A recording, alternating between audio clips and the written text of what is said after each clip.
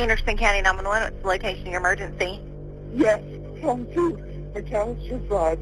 My dad has been killed, and his car has been stolen.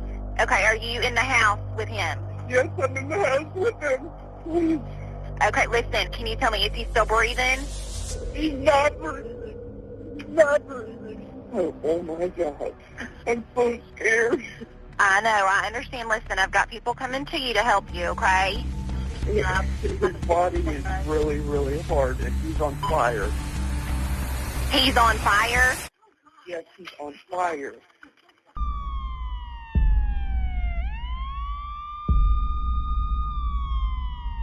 Anytime you receive a call from dispatch, you try to mentally rehearse what you're about to see. When you hear that somebody's been set on fire, you automatically start preparing for the worst, but I don't think any type of mental preparation can get you ready to see what you're about to walk into.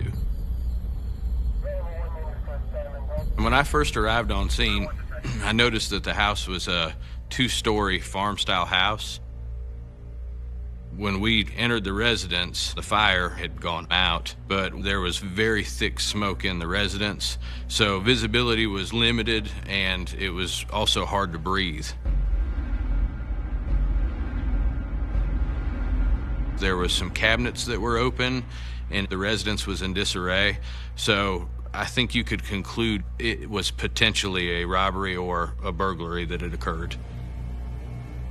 As we rounded the corner to one of the rooms, we observed the victim slumped over in his chair, and he was still smoldering from the fire, and he was obviously deceased at that point.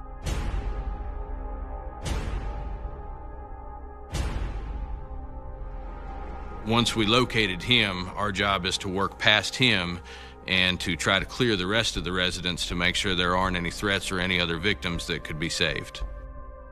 As I was clearing rooms, the smoke was so thick, breathing was difficult, and I realized what I'm breathing in is actually the victim's fumes coming off of his body. Once they cleared and make sure there was no other dangers there at the residence, responding deputies made contact with the 911 caller. They identified him as Brooks Cantley. He indicated that the victim was his father, Todd Cantley.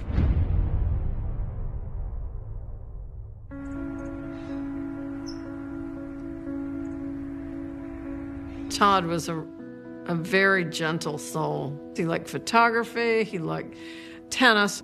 I remember going over to his place one night and he picked up the guitar and he started playing, and I was really amazed at how well. I was like, wow, a whole other side to you. It just seemed like he could do anything. Todd had this passion for things that he really loved. He would be all in. 110%. When we were hanging out doing the music thing, he was all in and wanted to play and push forward with that.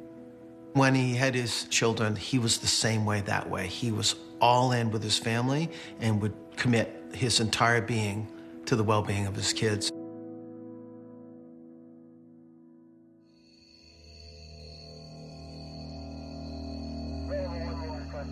Once we started examining and processing Mr. Cantley at the scene, we saw there was blood coming from his head area. We determined that there's a massive skull fracture. Like his head has just got beat with some sort of blunt object. To the left of the victim was a Zippo lighter fluid can with a hole in it. And in the same proximity was a steak knife. It looked like somebody punctured that Zippo lighter fluid can and just doused him with lighter fluid and then set him on fire. The victim also had some small puncture wounds around his neck area. Maybe the killer used the same knife that he punctured the Zippo can with. The coroner determined that the cause of death was the blunt force trauma to the head, and the knife wounds were secondary to the blunt force trauma. In my opinion, this is a crime of rage, because if you're really just trying to cover your tracks, you're going to burn the building and everything in it. This person just wanted to burn him. Somebody came here with a purpose, and the purpose was Todd Cantley.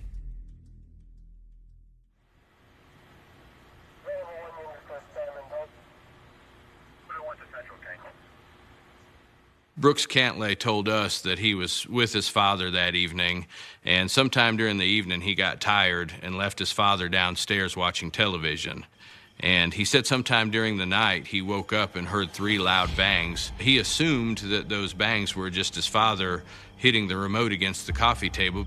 So he said he rolled over and went back to sleep, didn't think anything of it. And then later he had woke up to the smell of smoke, at which point he came down and found his father on fire. At that point, he called 911. He mentioned that several guitars and some sort of gaming system was missing from the house. So that leads you to believe that, somebody came in there, burglarized the house, and would be more than likely the same person that killed Mr. Campbell.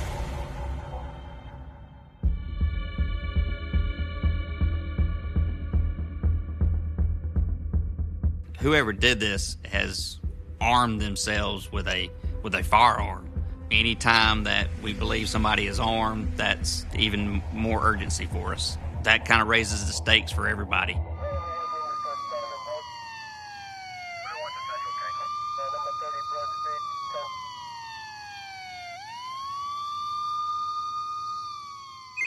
Number services that may help you. My daughter, she's 16, and she came and let me upset because she said her boyfriend and his brother had killed somebody. Her boyfriend's name is Jacob Lance, and his brother is Ernie Lance, and she said that her boyfriend had hit him with a baseball bat, and his brother had cut the guy's throat. She's coming here crying because her and Jake have a baby together, and she didn't want me to tell anybody. Okay, ma'am, I do appreciate you calling, and I'll get this to the right people. When you get a call like that, it's a shot of adrenaline. It was immediately, let's get somebody over there, start figuring this out. So Detective Mitchell went straight to her house so we can get more information about these guys. The caller's daughter's name was Alyssa, who was dating Jacob Lance, and Jacob's brother was Ernie Lance. Alyssa told Detective Mitchell that Jacob had left her house around 10 o'clock the night before. Alyssa said that Jacob told her that he and his brother had been driving a stolen BMW that belonged to Mr. Cantlay. So my gut instinct then is Jacob and Ernie are prime suspects. These folks are very violent type people who have just said they killed a man. With the information she's giving us, we're trying to locate them. We've got surveillance teams out. We've got the houses being watched. The hunt has begun.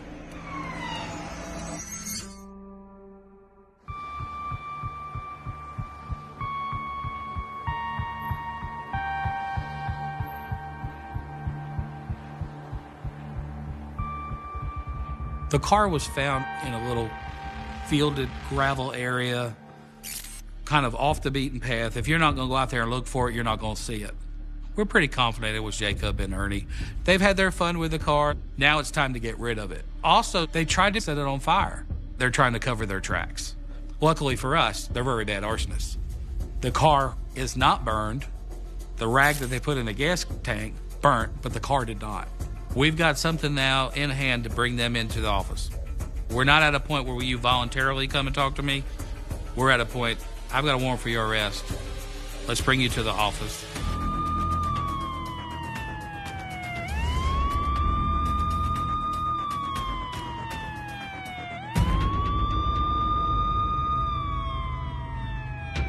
Once the suspects were taken into custody and a search warrant was conducted on their residence, the detectives did find a gaming system hidden within a couch or a cushion inside the residence. We also find the 5 guitars. We found the .22 caliber rifle that was taken from Todd's home, wrapped in a white sheet in the woods behind Ernie's home. We were looking for a murder weapon, but unfortunately, at that time, we didn't find a bat that we were looking for. To prove a murder, you need to have some sort of murder weapon.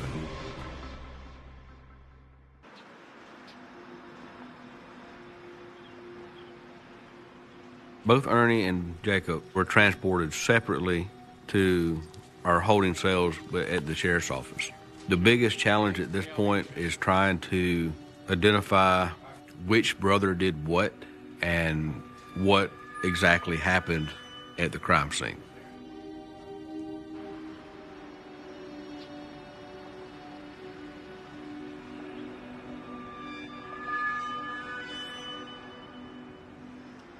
We decided to talk to Jacob first because he's the younger of the brothers.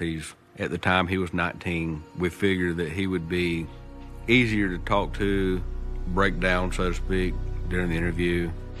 Have a seat there in the corner.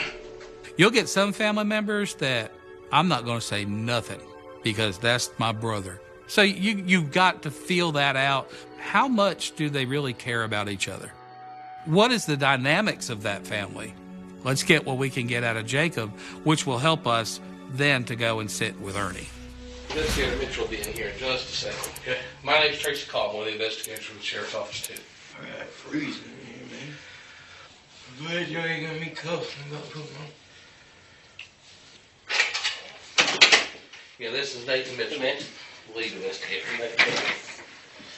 First, what am I here for? Well, you know what you've done, haven't done. We expect honesty, okay? I'm waiting on you to tell me, to fill me in on what you know that I'm supposedly done. So right now I've got you charged with murder and burglary. How? Well, that's what we're talking about. Where's the evidence? We've got evidence all over the place. Where? Just know that I got it. I need proof. Why do I have to prove to you what I got?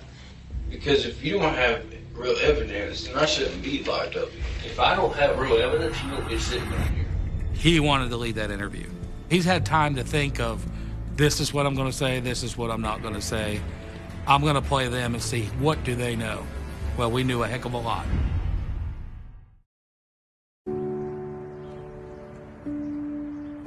When I first met Todd, he was an assistant tennis pro. He was an excellent tennis player. And Todd was able to give our sons tennis lessons, and they loved him. He was a natural with kids. Once he moved to South Carolina and was in nature and had his family, he was just so happy. So when I heard that Todd had been killed, I was appalled. It was a terrible, terrible ending to somebody's life that was such a light for so many people. And the way he was killed, he didn't deserve that. He did not deserve that.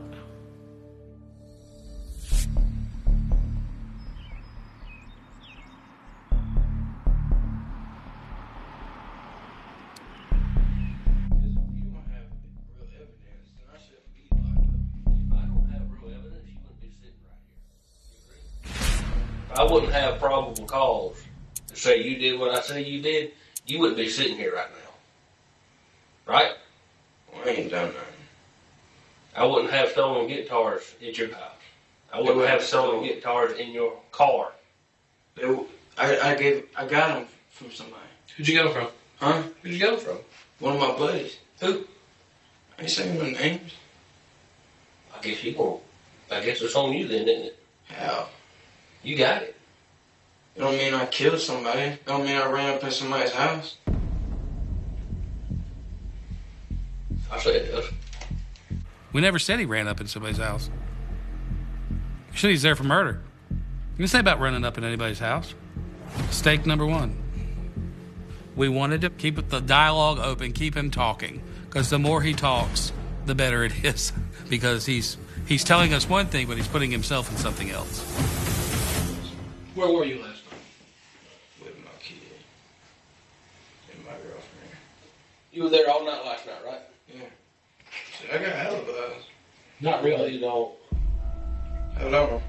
You left your girlfriend's house late last night. Before midnight. Before midnight? Before midnight. Ass. You can't ask my girlfriend that.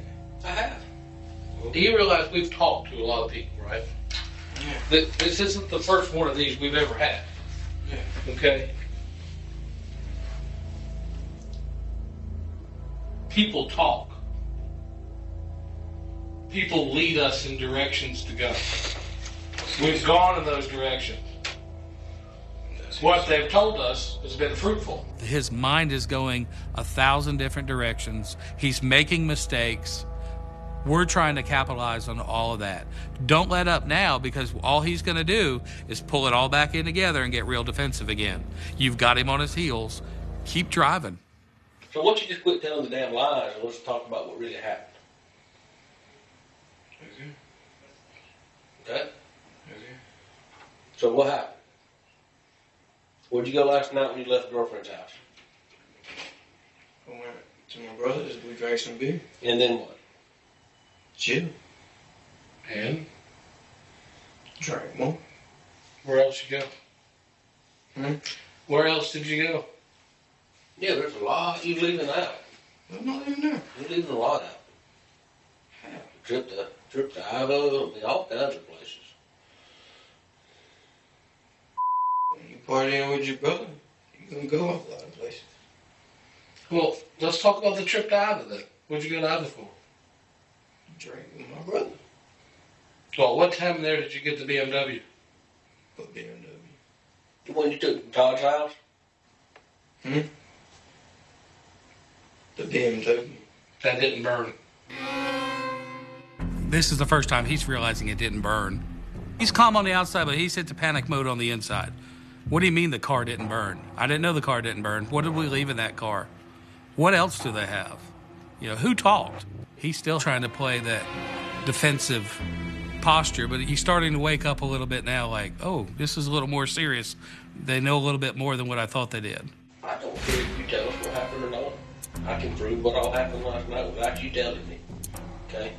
I ain't got time to sit here and listen to a whole bunch of bullshit lies. This is a courtesy to you. If you want to help yourself to avoid the death penalty, so be it. Death penalty. You charged with murder, son.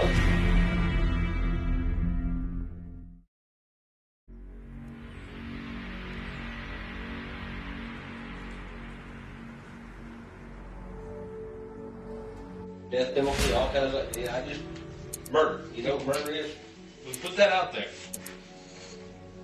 We're talking about the rest of your burglary first. That's death penalty stuff. If you want to save yourself from it, I'm here to give you that chance. And I don't care if you talk or not, but I ain't got time to listen to a bunch of damn lies. I ain't got nothing to do with it. Okay, well help me prove that.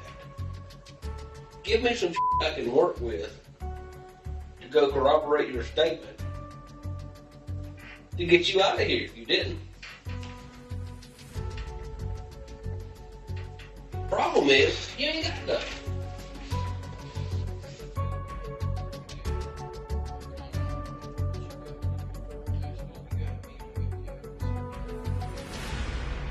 We had a team of people that know that have done nothing but work Jacob Lance since 2:30 o'clock this morning.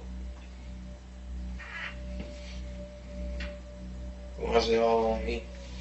Not all on you, but we're here to talk about you. I was a driver. I wasn't no accessory or anything.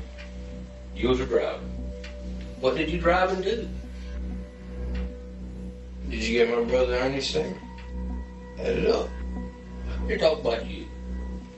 If you can't be man enough to say what you did or didn't do, we ain't talking about nobody else. He doesn't know if we've interviewed his brother already or not. And I think in his mind, he's running to the fact of, well, if they would only know that is if Ernie said it. So now he's questioning the loyalty between the two. You can take the coward out right all you want to, but I'm not trying to take the coward way out. I'm trying to see my little girl. I don't want to be in not sitting in here, you ain't. How the hell do I get out of here? Tell the truth. Tell what happened. Right now, I got a whole bunch of that says you was involved. You the one that did it. You was all up in it. You gonna get it off your chest. It's weighing on you.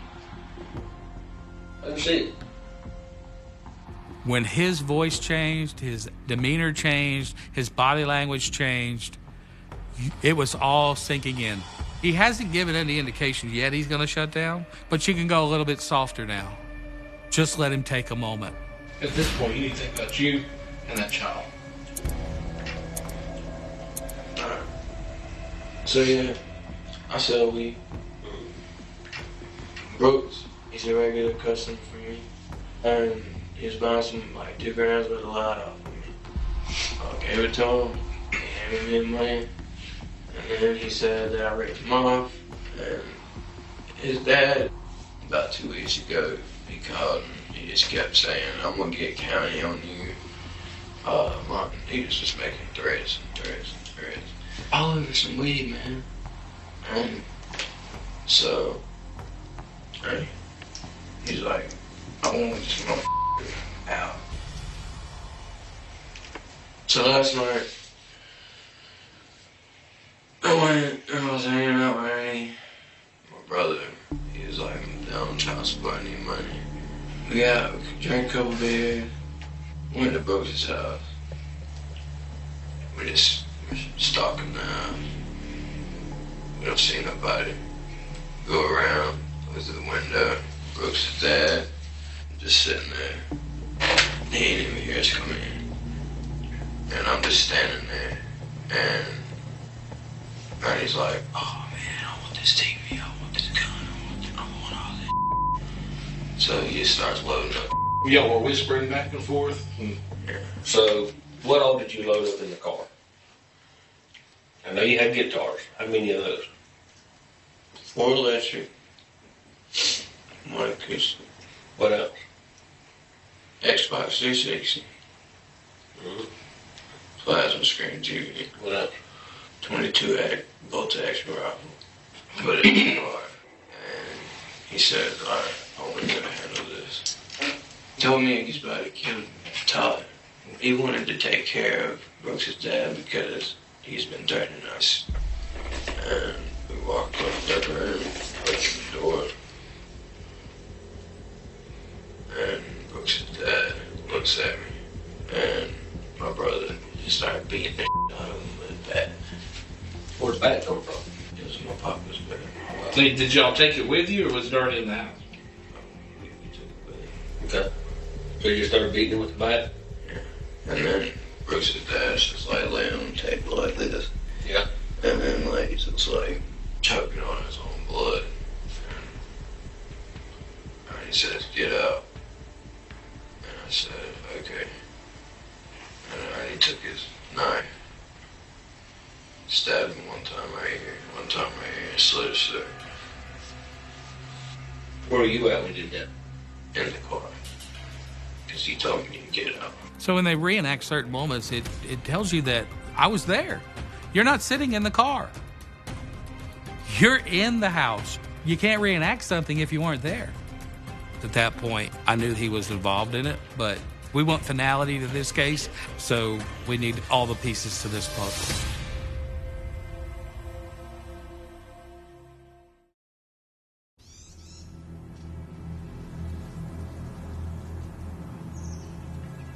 Okay. And so, what were you doing all this time?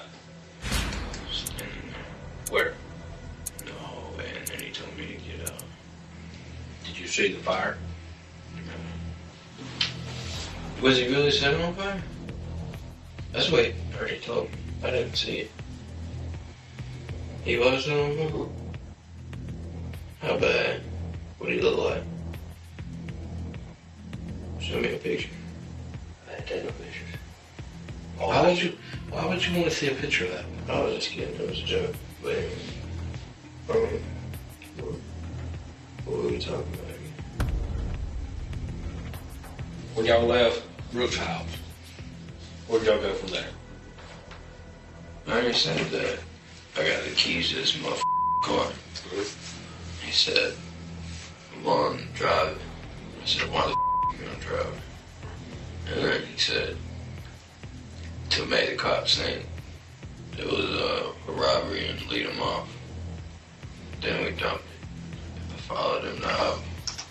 He dumped it. Y'all ain't found it yet? Yeah, we got a car. Yeah, we have. Where's the bat?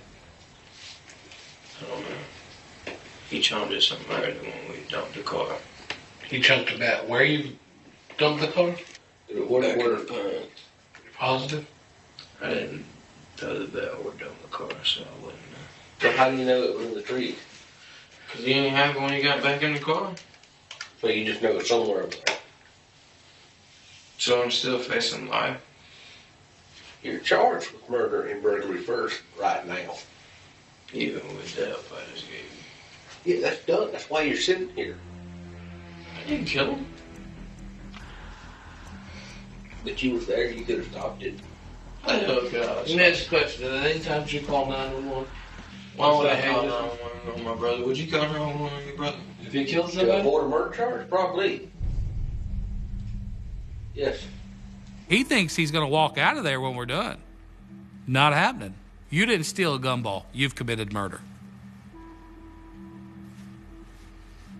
Consequences are completely different. I did, but like I said earlier, going in and commit a burglary is one thing, but when he starts trying to kill somebody, you had every opportunity to leave the house, offer help, leaving, all kinds of shit. So you can't tell me you didn't have any interest in it. You had interest in it, right? You wanted to see him get hit for what he's been saying. All that kind of bullshit. I believe that. Or you were left. Just like you asking about a picture of him being burned. That interests you. Am I wrong? If I'm wrong, say I'm wrong. Take it back downstairs. Okay. That's why you want to do it.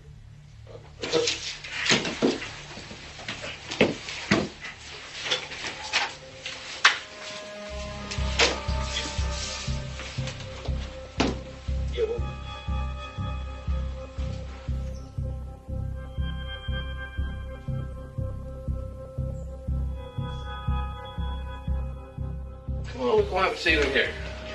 Have a seat over there, sir. Be right back. The goal in Ernie's interrogation was more of, will it mirror Jacob's? Will the gist of what happened and how it happened be the same? We know different things with Ernie that we didn't know with Jacob, but let's give him the floor too. Let's let him open it up. If he wants to think he's going to lead it, let's let him think he's going to lead it, because it worked with Jacob. It may work with him too. I don't have to hide. I'm going to cooperate with you because y'all come through my door and there's like 15 of y'all bad boys there. Mm-hmm. And who's going to be dumb enough to run? And I'm like, I just want a cup of coffee. But anyways. You want coffee now? That would be great. But probably going to look my record up by now. You've got DUS charges on me and child support. Mm-hmm. I've never been in this room. You said it was about burglary. Yeah, burglary's part of it. But let's start with where you was at last night. Last night I hung out with Jake. I had to go to work next day. Well, I was supposed to go to work. Well, Jake taught me to go out and get some beer. I ain't gonna lie, I bought him a beer. He's underage. Right. Alright. Which one? 7-Eleven. And you went to the 7-Eleven by your house. Well, the good thing is these stores nowadays all have videos. It's cool. That's why I'm telling y'all this. That's why I'm watching the truth. I mean, I told you from the minute y'all locked me up, I will cooperate. Talking with Ernie, he is much different than Jacob. Ernie wanted to talk. Ernie wanted to know, hey, why am I here? What can I do to help y'all? So with him, we didn't have to come out straight away and be forceful. This guy's wanting to play. So let's dance. Now let me ask you a question. What's this referring to? You and Jake went to Todd's house last night and burglarized the house. Did you not? Who's Todd, first off? No bull. Who's Todd? The guy that's been threatening Jacob. I know what you're talking about now. He texted Jacob the other day. I was over there and he hit his phone up talking about Jacob ripped him off on like $1.50 allowed. I don't know Jake to do nothing like that. To rip him off or? To do bro. Jake is not the type to go bust in gung-ho. He's not made that way. I'm not made that way. So Jake threw you under the bus? To help himself? Hell, I don't know. I didn't do nothing. He can throw me all up under anything he wants to. But he wouldn't throw you under the bus.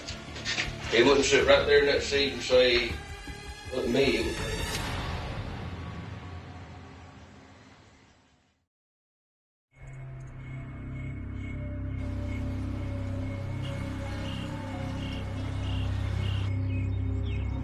You and Jake went to Todd's house.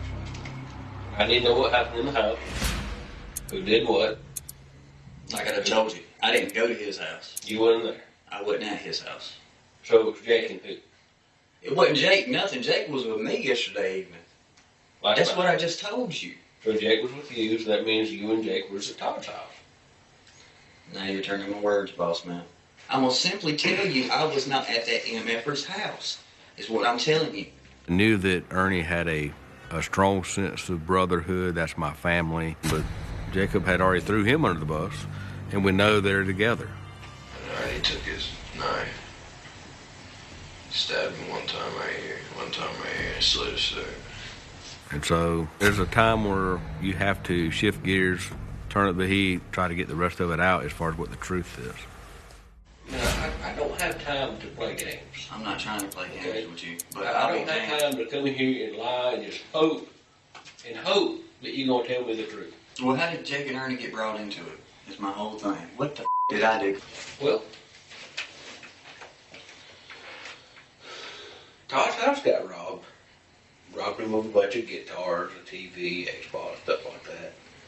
And while there, decided to beat his head in with a baseball bat.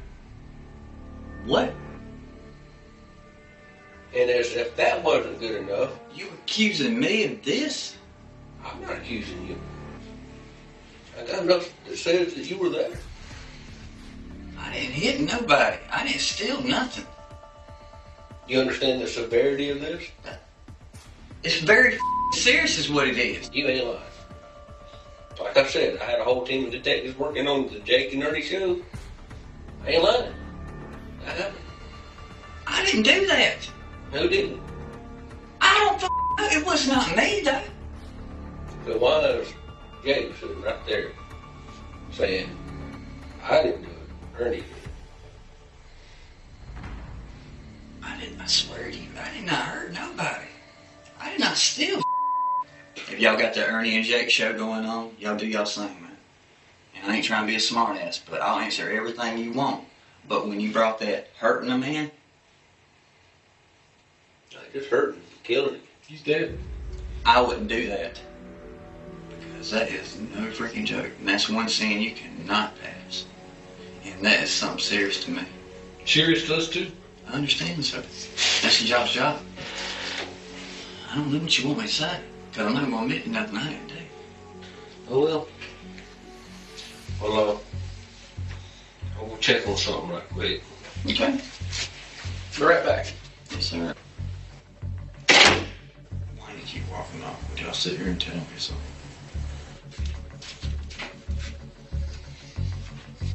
Oh, man. I got a lot. Letting him contemplate things, kind of like icing the kicker in football. He didn't like being in that room by himself. You know, you let him have that moment of self-reflection and maybe a sit-in on him about what he's facing. Really? Man, I want to do it while I warm this damn place up. Come on, guys. Come on, talk. He's going stir crazy trying to figure out what we're doing. What are we going to come at him with? As long as we're there with him, he can somewhat control the narrative. But when we're out of that room, he has no clue what's going on. And that's driving him nuts. And now at this point, we decide to go back. We've got tangible evidence to prove that he was involved in it. It's all on you. It's coming straight at you. We're not hiding nothing. Well, here's the deal. You know what that is? Looks like woods, boss. Do you know where those woods is? You want to show me a little bit better. That's all I got. That's the woods behind your house. Yeah. That's a piece of white cloth. There's something in that piece of white cloth behind your house, which happens to be a gun stolen from Todd's house just last night, just behind your house. The Xbox 360 that's in your room, some of that recliner or that chair, not hooked up to anything, go from Todd's house. Okay. That TV, go from Todd's house. See where I'm going? I know. All that That's why I've been waiting you to come back in his room. Okay. Why you been waiting? Because he comes by my house in the middle of the night, freaking out. Mm-hmm. And I'm like, what the hell's going on, Jay? What's going on with you? They say, I know, the TV that's sitting on that stand sitting there. I mean, he brought a bunch of stolen over there, and I didn't want to rat my little brother out. Because he don't have. He will sit there and lie to us. I'd take it to the grave for him, but when you mentioned murder, I ain't killed no I moved that stuff out of the car. You drive a BMW, Flat Rock Road. No, I didn't. Why would he throw you under the bus? I don't think he threw me under the bus. He sat right there in that seat an hour ago and said, it wasn't me, it was Ernie. You still don't think he sold you out? So last night, I was hanging out with Ernie. My brother, he was like, I'm down on child support, I need money. This is part of the damn interview where he goes, let me hear him. He says, I'm only gonna handle this. Told me he's about to kill Todd. He wanted to take care of Brooks' dad because he's been threatening us. He said, I said it? Yeah. So he's saying, I want to take care of him? And my brother just started beating the out of him with that. I gotta make it up. That feeling you wasn't. You ready for my statement?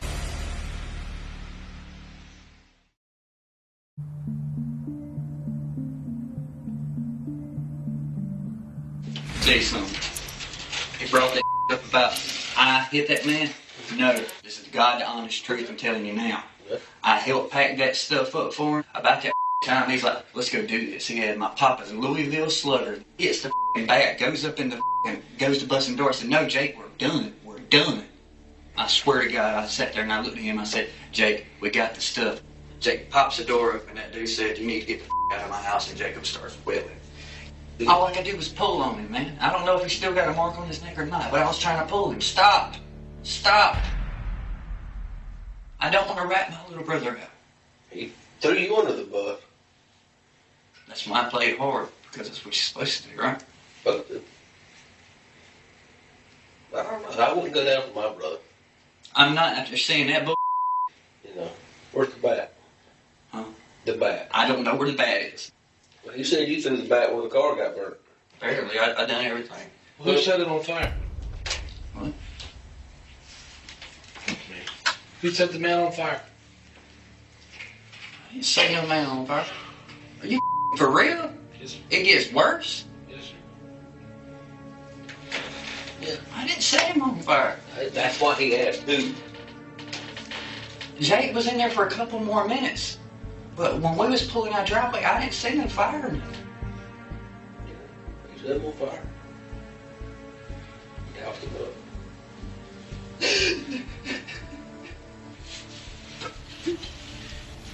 He said you did.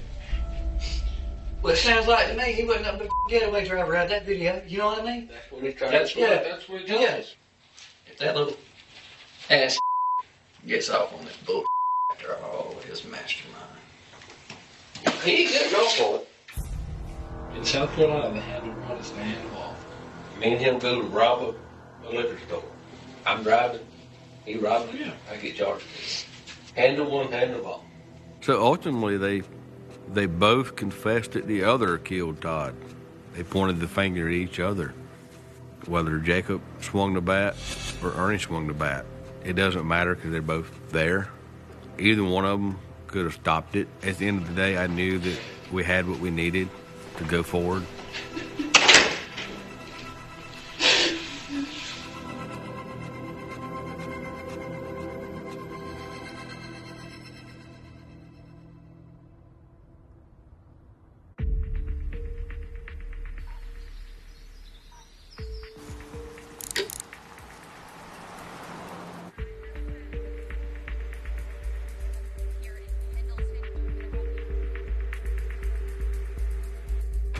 Is a collect call from Jacob Blant, an inmate at Anderson County Jail. They're trying to charge me for murder. And I didn't murder his daddy. I didn't touch him. Who did, Jacob? Ernie didn't. He kept hitting him, and then he stabbed him in the throat. And then... Ernie hit him with a baseball bat? Yeah, and then he set him on fire. Jacob, where's the baseball bat at? In the woods behind Ernie's.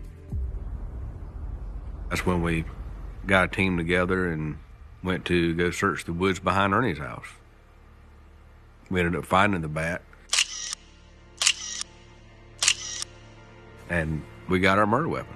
That was the proverbial smoking gun. I mean, finding the bat, that was huge.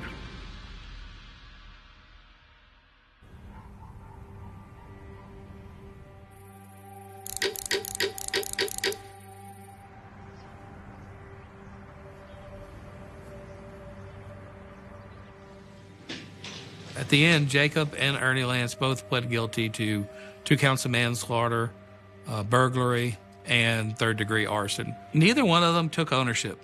It was always the other one. It's very striking because usually somebody eventually says, I did it, you know. But with these two, no, neither one's going to tell you. To this day, I don't think they even get along or speak.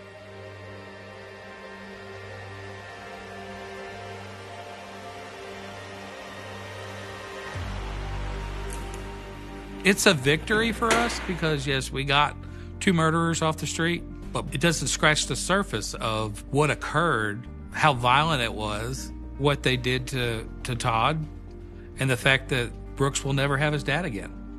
And these folks, 30 years, that's nothing compared to staying the rest of your life without your parent. You can't bring back the deceased. All you can do is try to bring closure for the family. But that man didn't deserve to die the way he did.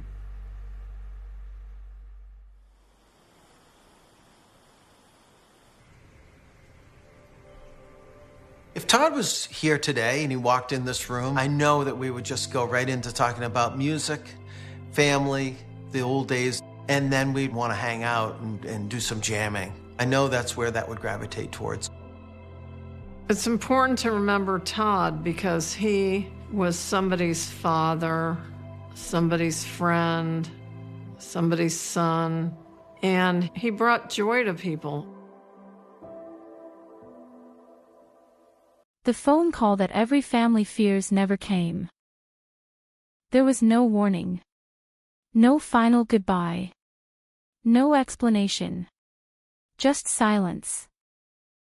For more than 3 decades, one question haunted a family in Springfield, Massachusetts.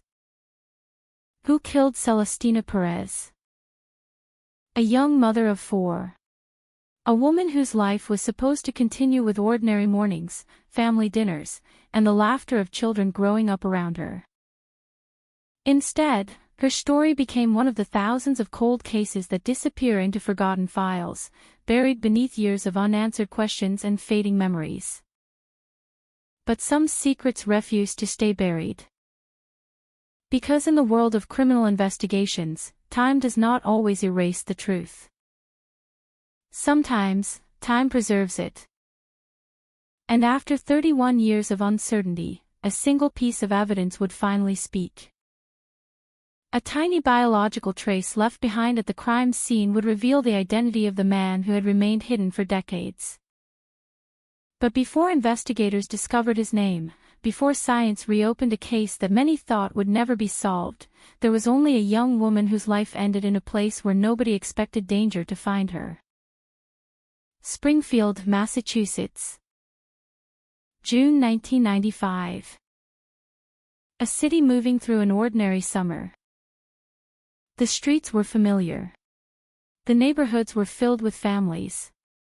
People went to work, children played outside, and life continued as it always had.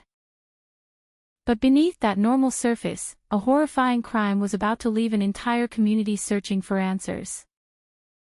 Celestina Perez was only 24 years old.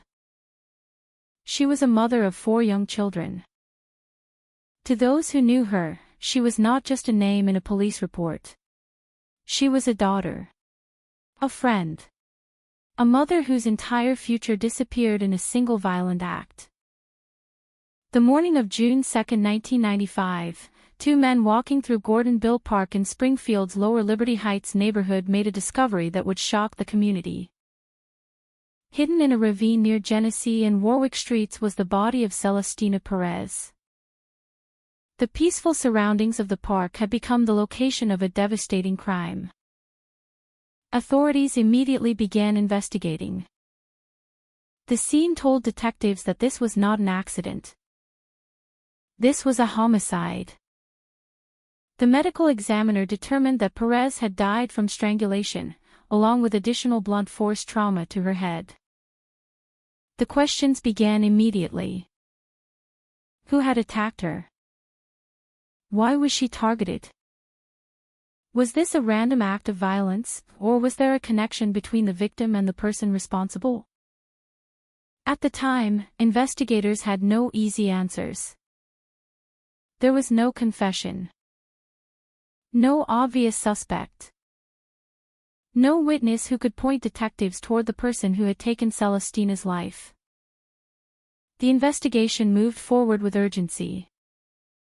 Detectives interviewed people connected to Perez.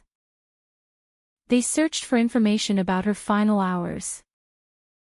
They examined every possible lead. But the person responsible had left behind a mystery that would survive for decades. And as the years passed, the case slowly became something investigators feared most. A cold case. The file remained open. The questions remained unanswered. And for Celestina's family, time created a different kind of pain. Every birthday. Every holiday. Every moment when her children reached another milestone. There was always the same painful reminder. Someone knew what happened. Someone had carried the truth for years. And that person had never been held accountable. The investigation faced the same challenge that many cases from the 1990s faced. Technology had limits. DNA testing was still developing. The tools that investigators rely on today did not exist in the same way back then. Evidence collected from crime scenes could not always reveal what modern forensic science can uncover decades later. So the case remained frozen. A photograph. A file number. A name. Celestina Perez. But behind every cold case is more than evidence. There are people waiting. Families waiting. Communities waiting. And sometimes, they wait longer than anyone should have to. For years, Celestina's murder remained one of those unanswered tragedies. The person responsible had disappeared into the background of everyday life. A killer who had walked away from one of Springfield's most haunting crimes. But investigators never completely abandoned the possibility that the truth could emerge. Because evidence has a strange relationship with time. A witness may forget. A memory may fade. A story may change. But DNA can remain. And decades later, when investigators returned to the evidence collected from Celestina Perez's case, they discovered that the answer had been there all along. The Cold Case Unit began reviewing old investigations using modern technology. The Perez case was among those selected for renewed examination. Evidence that had once provided no clear answers was analyzed again using advanced forensic methods. Investigators looked at preserved biological material connected to the crime scene. And this time, the results were different. The past was finally beginning to speak. The evidence produced a DNA profile. That profile was entered into law enforcement databases. And then came the moment that changed everything. A match. The name connected to the evidence was Joseph James Saravolo, Jr., a man who had lived in the same area around the time of the murder. A man who had never been identified as the killer during the original investigation. A man who was no longer alive to face prosecution. Saravolo had died in 2013. But investigators said the DNA evidence provided the answer they had been searching for. After more than 3 decades, the mystery surrounding Celestina Perez's death was finally broken. The woman whose name had remained attached to an unsolved case was no longer just another forgotten victim in a cold case archive. Her story was being told again. Her family finally had an answer. But the discovery also created a painful reality. The man identified as responsible would never stand inside a courtroom. There would be no trial. No jury. No sentence. Only the truth. A truth that arrived years too late.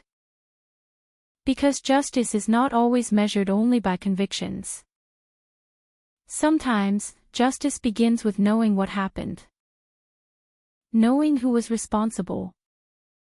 Knowing that the victim was not forgotten. For Celestina Perez, the answer came after 31 years of waiting. A single piece of evidence survived when memories disappeared. A silent witness that had remained hidden until science finally gave it a voice. And behind that discovery was a haunting question that had followed investigators for decades. How many other secrets are still waiting inside old evidence boxes? How many forgotten victims are still waiting for their stories to be told? Because every cold case has a beginning. And every piece of evidence has a story. For Celestina Perez, that story began on a quiet summer morning in Springfield. A morning when a young mother's life was taken. A morning that created a mystery lasting more than 3 decades. And a mystery that would eventually reveal a name buried in the past. Cold cases do not simply gather dust. They gather weight. Every passing year adds another layer of unanswered questions, another birthday missed, another anniversary marked not by remembrance alone, but by frustration. Detectives retire. Witnesses relocate. Memories blur until certainty becomes almost impossible to separate from assumption. Yet somewhere inside a sealed evidence box, beneath labels written in fading ink, the truth often waits with extraordinary patience. That was the reality surrounding the murder of Celestina Perez. The crime scene had been carefully processed in June of 1995. Investigators photographed every angle of the ravine. They documented the position of the body.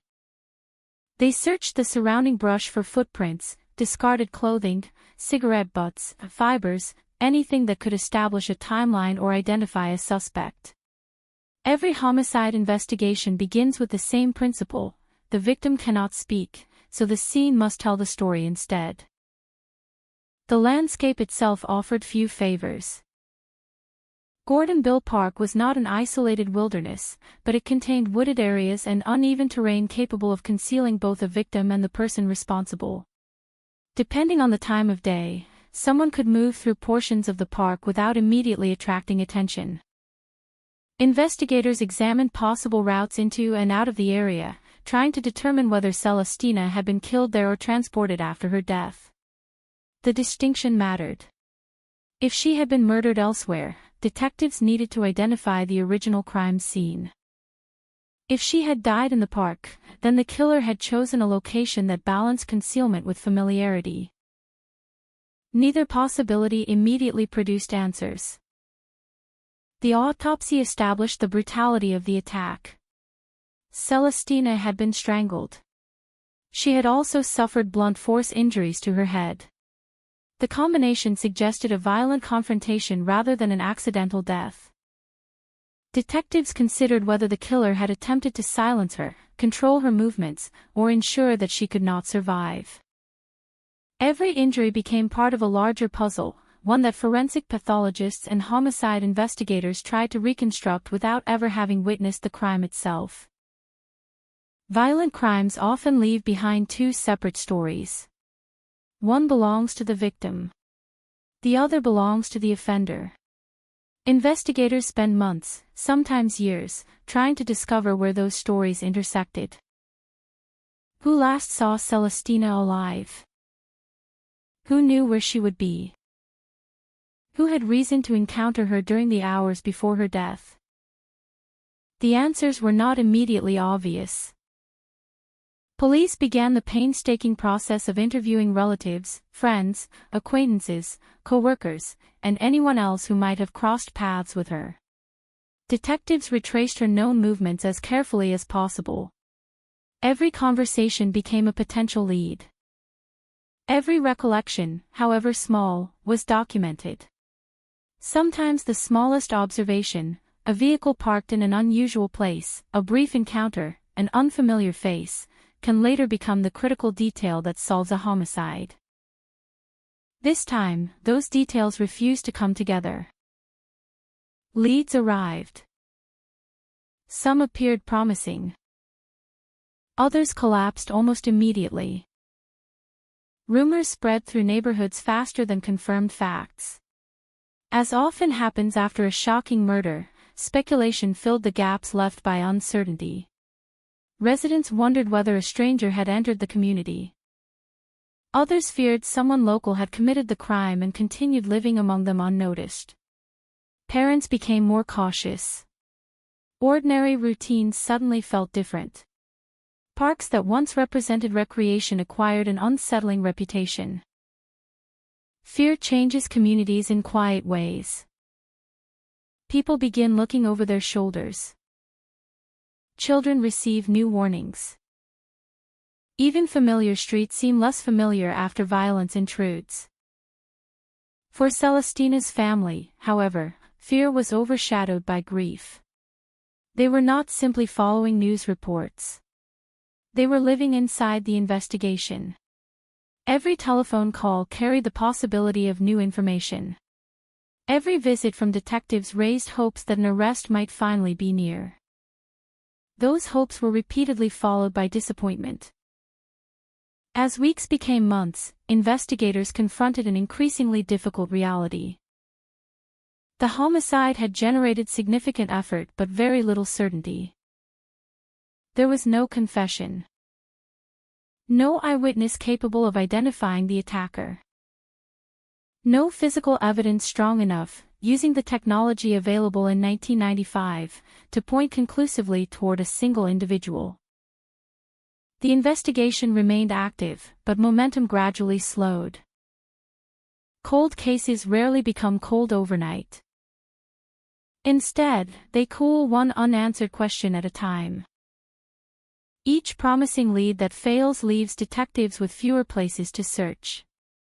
Each interview that produces nothing useful narrows the field only slightly. Eventually, the investigation reaches a stage where every available avenue has been explored, yet none has produced proof beyond reasonable doubt. That is one of the most frustrating moments in homicide work. Knowing someone committed the crime. Knowing someone escaped. Knowing that the evidence exists, somewhere, but remains just beyond reach. Throughout the late 1990s, forensic science continued evolving. DNA analysis became increasingly sophisticated, transforming criminal investigations across the United States. Cases once considered impossible suddenly became solvable because biological evidence could reveal identities with astonishing precision. Across the country, detectives reopened files that had sat untouched for years. Not every case benefited immediately. The quality of preserved evidence varied enormously. Some biological samples had deteriorated. Others had been contaminated long before modern preservation standards became routine. In certain investigations, no usable DNA existed at all.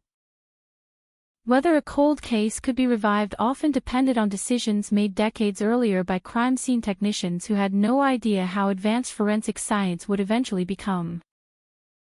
In Celestina Perez's case, evidence had been preserved. At the time, investigators could not fully exploit it. Years later, that decision would prove invaluable. Meanwhile, life continued for everyone except the victim. Her children grew older. Friends built new lives. Neighbors moved away. The city changed. Businesses opened and closed. Entire generations grew up unaware that one of Springfield's unresolved homicides remained hidden inside police archives. Some detectives refused to forget. Cold case investigators often describe unsolved murders differently from active investigations. An active case demands urgency. A cold case demands persistence. It requires the willingness to revisit old assumptions, reread forgotten interviews, and question conclusions that once seemed reasonable. Sometimes the answer lies not in discovering new evidence but in looking at old evidence differently. The Perez investigation became exactly that kind of challenge. Boxes containing photographs, reports, forensic submissions, interview transcripts, laboratory findings, and physical evidence remained carefully stored. Every page documented countless hours of investigative work. Every item represented an opportunity waiting for future technology. Technology rarely advances all at once. It improves step by step. A laboratory method becomes slightly more sensitive. Computers compare genetic profiles more efficiently. Scientists recover information from samples previously considered unusable. Small improvements accumulate until they fundamentally change what investigators can accomplish. What had been impossible in 1995 no longer seemed impossible 20 years later. Across America, cold case units increasingly partnered with forensic laboratories specializing in advanced DNA testing. Cases that once relied entirely on witness testimony could now benefit from biological evidence preserved for decades. Detectives who had spent entire careers chasing suspects through interviews suddenly found themselves solving murders inside laboratories. Evidence became the witness that never forgot. As the Perez case entered another review, investigators approached it without assumptions. Time has a way of humbling detectives. Theories once considered convincing may collapse under fresh examination. Individuals previously overlooked may deserve renewed scrutiny.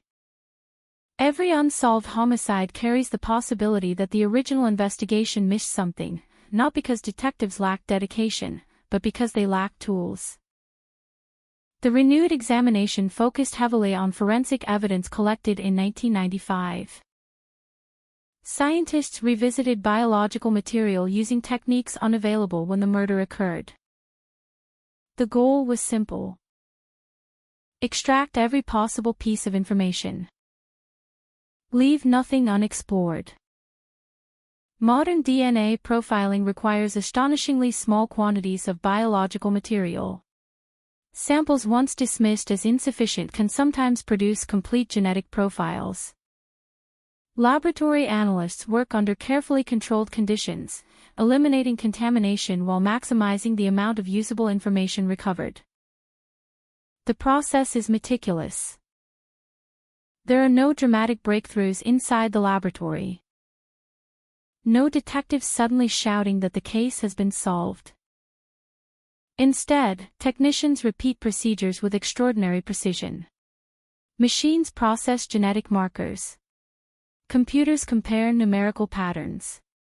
Every result undergoes verification because one error could compromise an entire investigation. Weeks can pass before meaningful conclusions emerge. For investigators waiting outside the laboratory, patience becomes another investigative tool.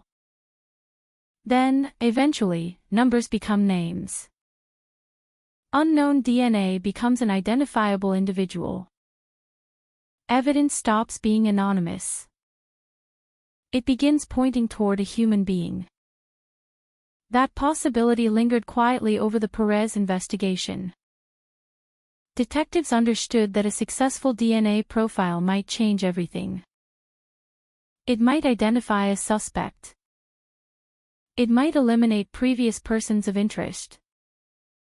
It might reveal connections nobody had recognized in 1995. Or it might produce nothing at all. Cold case investigators learn never to expect miracles. They expect evidence. And evidence, when handled carefully enough, often proves more reliable than memory. As forensic scientists continued their work, few outside law enforcement knew that one of Springfield's oldest unsolved murders was approaching a turning point. The public saw another cold case preserved inside official records. Detectives saw something different. They saw unfinished business. They saw a young mother whose children had grown into adulthood without knowing who had taken her away. They saw evidence that had remained silent for decades. And somewhere inside that silence, hidden within microscopic traces collected 30 years earlier, was the identity of a killer who believed time had erased his crime forever. Time has a way of protecting those who believe they have escaped justice. The years pass. Faces grow older. Neighborhoods change. Buildings are demolished. Witnesses forget the details they once swore they could never erase. A killer who once looked over his shoulder every day eventually begins to believe that no one is looking anymore. That illusion has destroyed more criminals than almost anything else. Because while memories fade, evidence does not age in the same way. Inside a climate-controlled property room, sealed in containers marked with case numbers instead of headlines, physical evidence waits with extraordinary patience. It does not care whether 10 years have passed or 30. It simply waits for science to catch up. For the investigators assigned to revisit the murder of Celestina Perez, that realization became the foundation of the entire review. They were not reopening the case because of a new eyewitness. No anonymous letter had arrived. No retired detective had confessed to overlooking a critical lead. The investigation returned to life because technology itself had changed. Every item collected from the original crime scene was examined with fresh eyes. Evidence envelopes were opened under carefully controlled laboratory conditions. Chain of custody records were verified.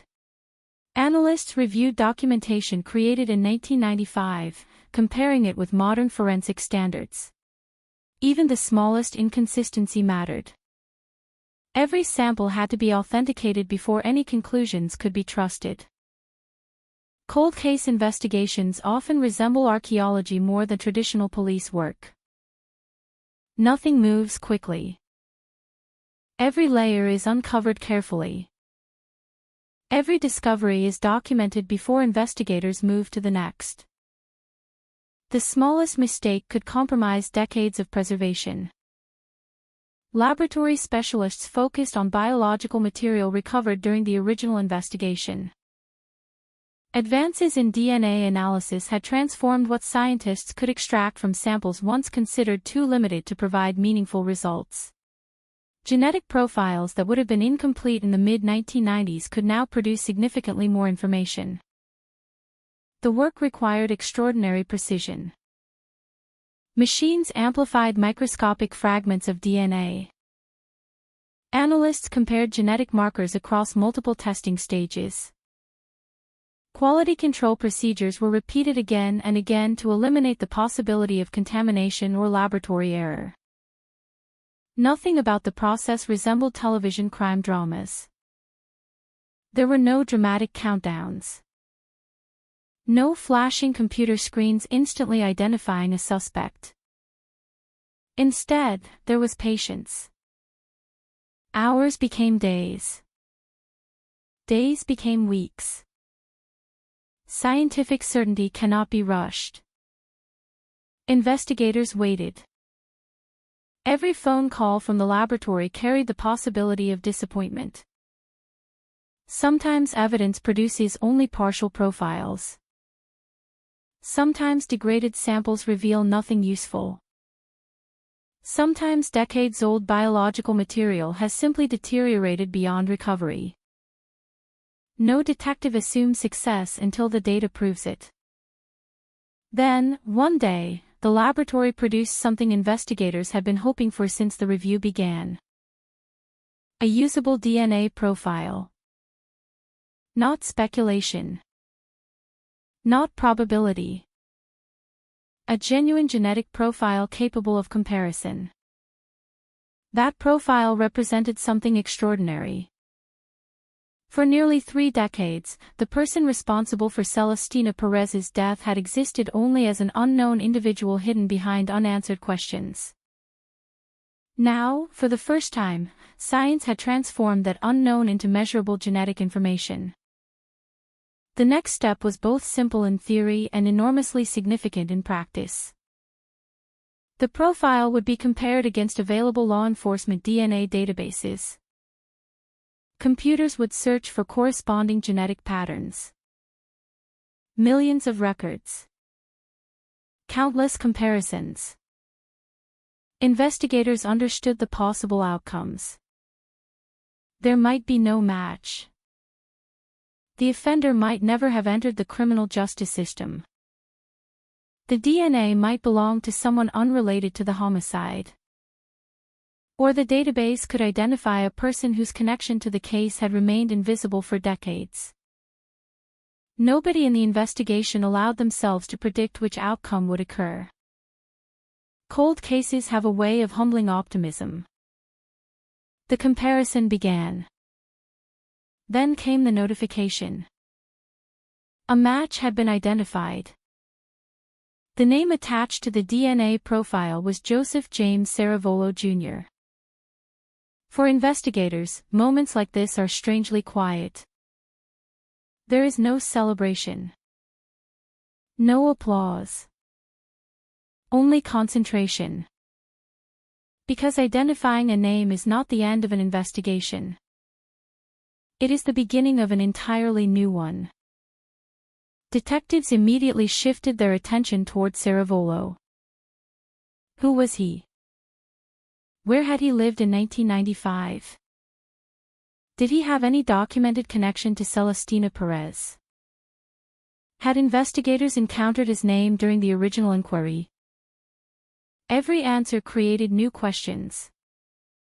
Records established that Saravolo had lived in Springfield during the period surrounding the homicide. That fact alone did not prove guilt. Many people lived in Springfield. Many had never met Celestina Perez. Investigators needed to determine whether the DNA evidence fit logically alongside the known facts of the case. They reconstructed Saravolo's background as completely as possible. Employment history. Residential records. Prior law enforcement contacts. Associates. Family connections. Movement within the city. Everything capable of placing him within the broader context of the investigation. Cold case detectives understand an important principle. DNA can identify a person. It cannot explain behavior. It cannot describe motive. It cannot reconstruct every conversation or every decision leading to murder.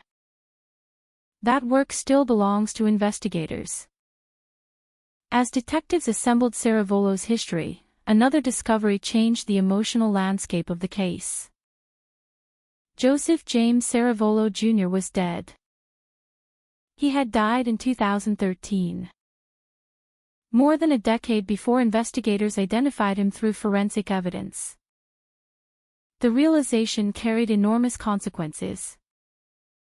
There would be no arrest warrant. No interrogation. No opportunity to confront him with the DNA findings. No criminal trial. The man identified through modern forensic analysis could never answer investigators' questions. For Celestina's family, the news brought conflicting emotions impossible to separate neatly. There was relief. After decades of uncertainty, there was finally a name. The endless question, who did this, had received an answer supported by scientific evidence. But there was also profound frustration. The legal process would never unfold. The person identified as responsible would never sit inside a courtroom. He would never hear a verdict. Never receive a sentence. Never publicly explain why a young mother had lost her life.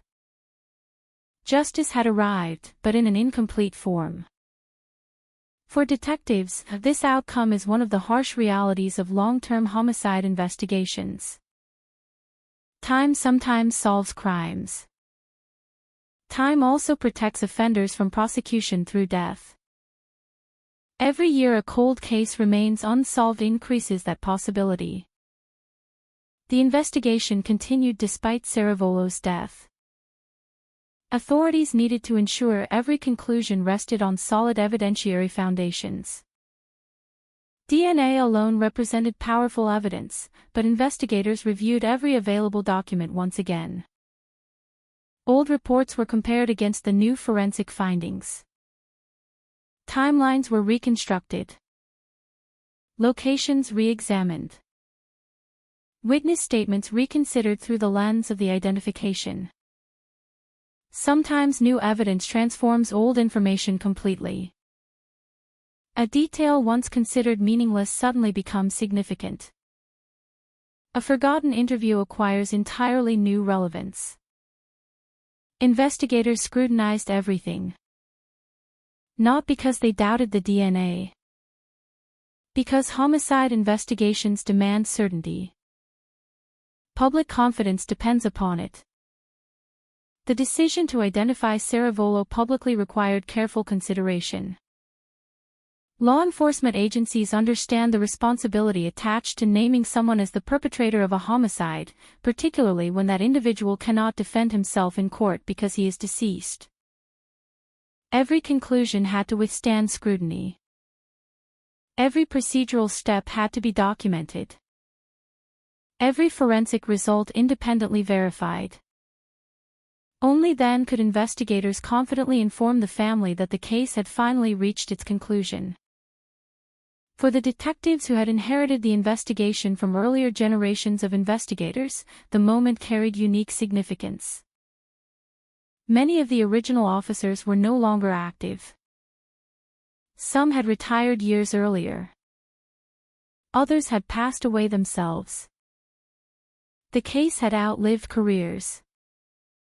It had survived changes in police leadership, forensic science, and investigative philosophy. Yet the evidence collected in 1995 remained consistent. Patient. Silent. Waiting. The story of Celestina Perez's murder had never truly disappeared. It had merely paused. Waiting for technology capable of hearing what the evidence had been saying all along. Across the United States, hundreds of families continue waiting for similar breakthroughs. Evidence preserved decades ago sits inside property rooms, its potential unrealized until scientific advances unlock information impossible to recover when the crimes occurred. Every solved cold case reminds investigators that today's unsolved mysteries may become tomorrow's answers. The Perez investigation became another example of that remarkable transformation. Not through luck. Not through coincidence. But through meticulous preservation, advancing science, and investigators unwilling to accept that 30 years without answers meant the truth had vanished forever. The identity hidden behind decades of silence had finally emerged. Yet one question still lingered over everything. If Joseph James Saravolo Jr. was the man whose DNA connected him to the murder of Celestina Perez, what had happened on that summer day in 1995? How had their paths crossed? What sequence of decisions ended with a young mother's body lying alone in a ravine while her killer walked away unnoticed? Those answers had become far more difficult to recover than the DNA itself. Because genetics can reveal who was there. But only the dead know everything that happened next. DNA answered the question of who. It could never fully answer why. That distinction became one of the most haunting aspects of the murder of Celestina Perez. For investigators, identifying Joseph James Saravolo Jr. through forensic evidence marked the end of one mystery and the beginning of another. The biological evidence established that he had been connected to the crime. But DNA cannot reveal a conversation. It cannot explain a decision. It cannot tell investigators what was said in the final moments before violence erupted. The most important witness was gone. The victim had been silenced in 1995. The man identified through DNA had died in 2013. Whatever happened between them disappeared forever with both of them. Investigators returned once again to the timeline, determined to reconstruct every hour leading to Celestina's death. Even after decades, chronology remained one of the most powerful investigative tools. Every confirmed sighting, every documented movement, every verified interaction narrowed the space in which the crime could have unfolded. The challenge was obvious. Memories are fragile. A witness interviewed within 24 hours of a homicide remembers details differently than someone questioned 20 years later.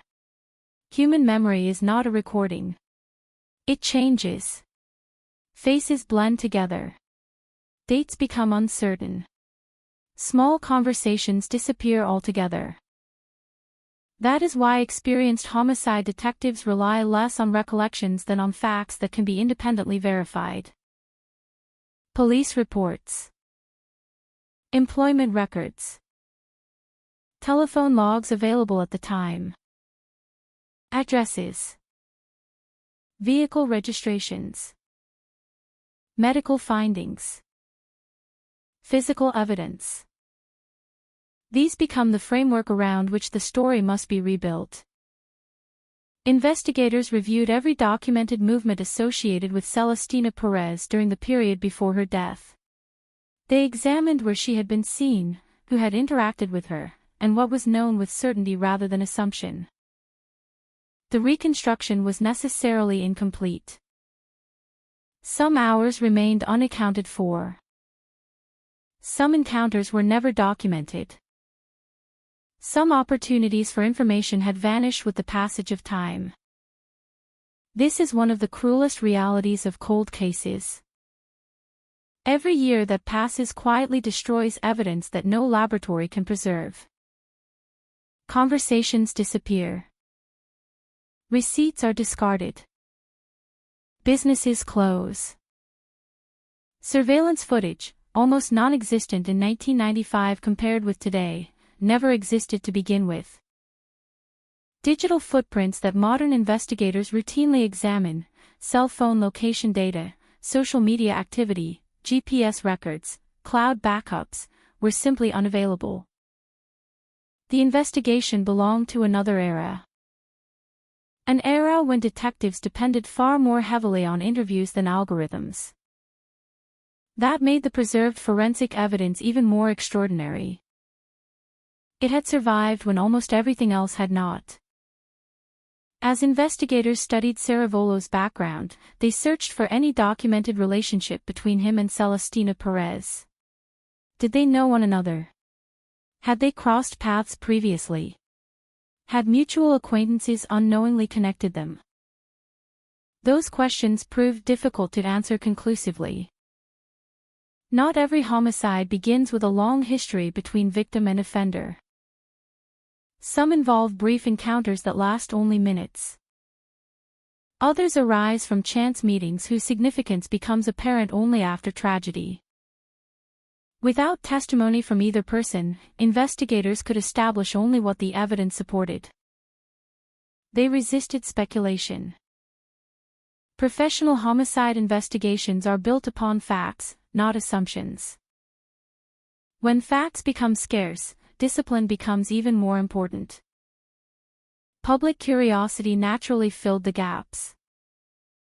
People wanted to know what kind of man Joseph James Saravolo Jr. had been. They searched for patterns. They wondered whether there had been earlier warning signs. Whether previous violence had gone unnoticed. Whether someone, somewhere, had suspected him all along. Those questions reflected a common instinct after major cold case breakthroughs. Communities often hope that understanding the offender's personality will somehow explain the crime itself. Reality is rarely that simple. Human violence rarely follows a predictable script. Some offenders accumulate lengthy criminal histories before committing homicide. Others leave almost no obvious trail. Some are outwardly volatile. Others appear completely ordinary. Investigators therefore concentrated not on reputation, but on evidence. Evidence remained objective. Evidence did not exaggerate. Evidence did not rely on rumor. The DNA findings transformed Saravolo from an unknown possibility into the identified perpetrator according to the investigation's conclusions, but detectives still sought to understand the broader circumstances surrounding the crime. Every homicide raises practical questions alongside emotional ones. How did the offender approach the victim? Where did the fatal encounter begin? Did anyone unknowingly observe part of the interaction without realizing its significance? Could the body have been moved? Each possibility required careful evaluation. The location where Celestino was discovered presented investigators with difficult choices. Crime scenes are not always murder scenes. Bodies are sometimes transported after death. Sometimes they are concealed nearby. Sometimes offenders deliberately choose locations intended to delay discovery. In this investigation, detectives examined whether the ravine had been selected because it offered privacy, familiarity, or convenience. The exact reasoning remained unknowable. Only the offender understood why that location became part of the crime. And he was no longer alive to explain it. Meanwhile, another painful reality continued unfolding beyond the investigation itself. Celestina's children had spent most of their lives growing up without their mother. They had experienced graduations, birthdays, family gatherings, holidays, and personal milestones with an empty place that could never truly be filled. For children of homicide victims, the crime never remains in the past. It accompanies every stage of life. Questions evolve with age. Young children ask where their parent went. Teenagers ask why it happened. Adults ask whether justice will ever come. For decades, those questions had no satisfying answer. Now, at least one answer existed. The identity of the man responsible had finally emerged through forensic science. It could not restore what had been lost. It could not erase years of uncertainty. But it ended one form of suffering. Not knowing. Investigators often describe identification itself as a form of justice. Not complete justice. Not courtroom justice. But factual justice. The truth matters because uncertainty carries its own burden. Families frequently say that unanswered questions become heavier than painful answers. Knowing the truth allows grief to change shape. It does not disappear. It simply becomes more defined. The Perez investigation demonstrated that principle with remarkable clarity. For more than 3 decades, the case had existed inside 2 separate worlds. Within law enforcement, it remained an unsolved homicide awaiting new evidence. Within the family, it remained an open wound that time never fully healed. Modern forensic science finally connected those worlds. One laboratory result accomplished what thousands of investigative hours alone could not. Yet the achievement also carried a sobering message for the criminal justice system. Had comparable DNA technology existed in 1995, the investigation might have reached its conclusion while the identified suspect was still alive. There might have been an arrest, a prosecution, witness testimony, cross-examination, a verdict delivered inside a courtroom instead of a press conference. Science had solved the case. Time had prevented the trial. That tension exists in many cold case investigations.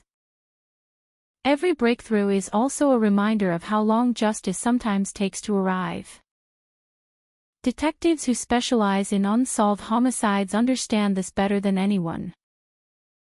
They know some offenders die before identification. Others become elderly. Some leave behind families who learn decades later that someone they loved has been connected to a notorious crime. The consequences extend far beyond the original investigation. Truth reaches everyone eventually. Sometimes gently. Sometimes like an explosion. As officials prepared to publicly announce the resolution of the Perez case, they understood that their words carried enormous weight. For 31 years, the community had known only that a young mother had been murdered and that no one had been held accountable. Now investigators were prepared to explain that the mystery had finally been broken, not by a confession, not by a forgotten witness, but by science. The announcement would change how Springfield remembered one of its oldest unsolved homicides. No longer would the case be defined solely by absence. No longer would the question be, who killed Celestina Perez? Instead, a different question would emerge. How had a killer managed to remain unidentified for so many years while the evidence capable of exposing him had been sitting quietly inside an evidence room all along? The answer lay not in failure, but in patience. The evidence had never disappeared. It had simply been waiting for the future. When investigators finally stood before the public to announce that the murder of Celestina Perez had been solved through DNA evidence, the moment carried an unusual mixture of relief and regret. Relief because one of Springfield's oldest unsolved homicides finally had an identified perpetrator. Regret because the announcement arrived years after the man identified by investigators had already died. There would be no handcuffs. No courtroom. No verdict read aloud before a judge. Only a name. Joseph James Saravolo, Jr. For law enforcement, identifying a deceased offender presents a unique challenge. The evidence may answer the central question of the investigation, but the legal process ends before it can begin. Detectives cannot interrogate the suspect. Prosecutors cannot present evidence to a jury. Defense attorneys cannot challenge the case in court. The adversarial process designed to test criminal accusations never takes place. Instead, investigators must ensure that every public statement rests on evidence capable of withstanding intense scrutiny. In homicide investigations, certainty is not measured by emotion. It is measured by evidence. The Springfield Police Department worked alongside forensic specialists and prosecutors to review the findings one final time. Every laboratory report was examined. Every procedural step was confirmed. Every conclusion was weighed carefully before officials declared that the investigation had identified the man responsible for Celestina Perez's murder. This level of caution was essential. When a suspect is alive, evidence is tested through the judicial system. When a suspect is deceased, investigators must rely entirely upon the strength of their investigative record. There is no opportunity for further questioning. No possibility of obtaining additional admissions. The evidence must speak for itself. In this case, it did. For Celestina's family, however, the announcement was never simply about forensic science. It was about 31 years of waiting. Imagine living through 3 decades without knowing who ended the life of someone you loved. Imagine answering children's questions year after year with the same painful sentence. We don't know. Those 3 words become heavier with time. Children eventually become adults. Parents become grandparents. Family photographs continue to grow while one face remains permanently frozen in the past. Every milestone reminds everyone of the person who should have been there. Every celebration carries an absence. That absence defined the Perez family for decades. The murder had not only taken a young mother. It had altered the course of an entire family. Her children grew up without her guidance. Without birthdays together. Without school graduations shared. Without ordinary conversations that most families never realize are precious until they disappear forever. Homicide creates 2 victims. The first dies immediately. The second is the family that continues living afterward. Investigators who work cold cases understand this better than most people. They know families rarely stop hoping. Hope changes shape over the years. Initially, they hope for an arrest. Later, they hope for answers. Eventually, many simply hope that the victim will not be forgotten. That final hope often becomes the strongest. Because forgotten victims suffer a second injustice. Their stories disappear. Their names fade from public memory. Cold case detectives spend much of their careers fighting exactly that outcome. Each reopened file represents a declaration that the victim still matters. The Perez investigation became an example of that philosophy. Although years had passed, investigators refused to accept that time alone should determine whether a homicide receives attention. Justice delayed is not the same as justice abandoned. Modern forensic science has transformed that belief into reality. Across the United States, advances in DNA analysis have solved murders once considered impossible to resolve. Cases from the 1970s, the 1980s, and the 1990s continue to be reopened as laboratories develop increasingly sensitive techniques capable of extracting genetic information from minute biological traces. Every successful identification sends a message. No matter how much time passes, evidence can still speak. That possibility changes the psychology of homicide investigations.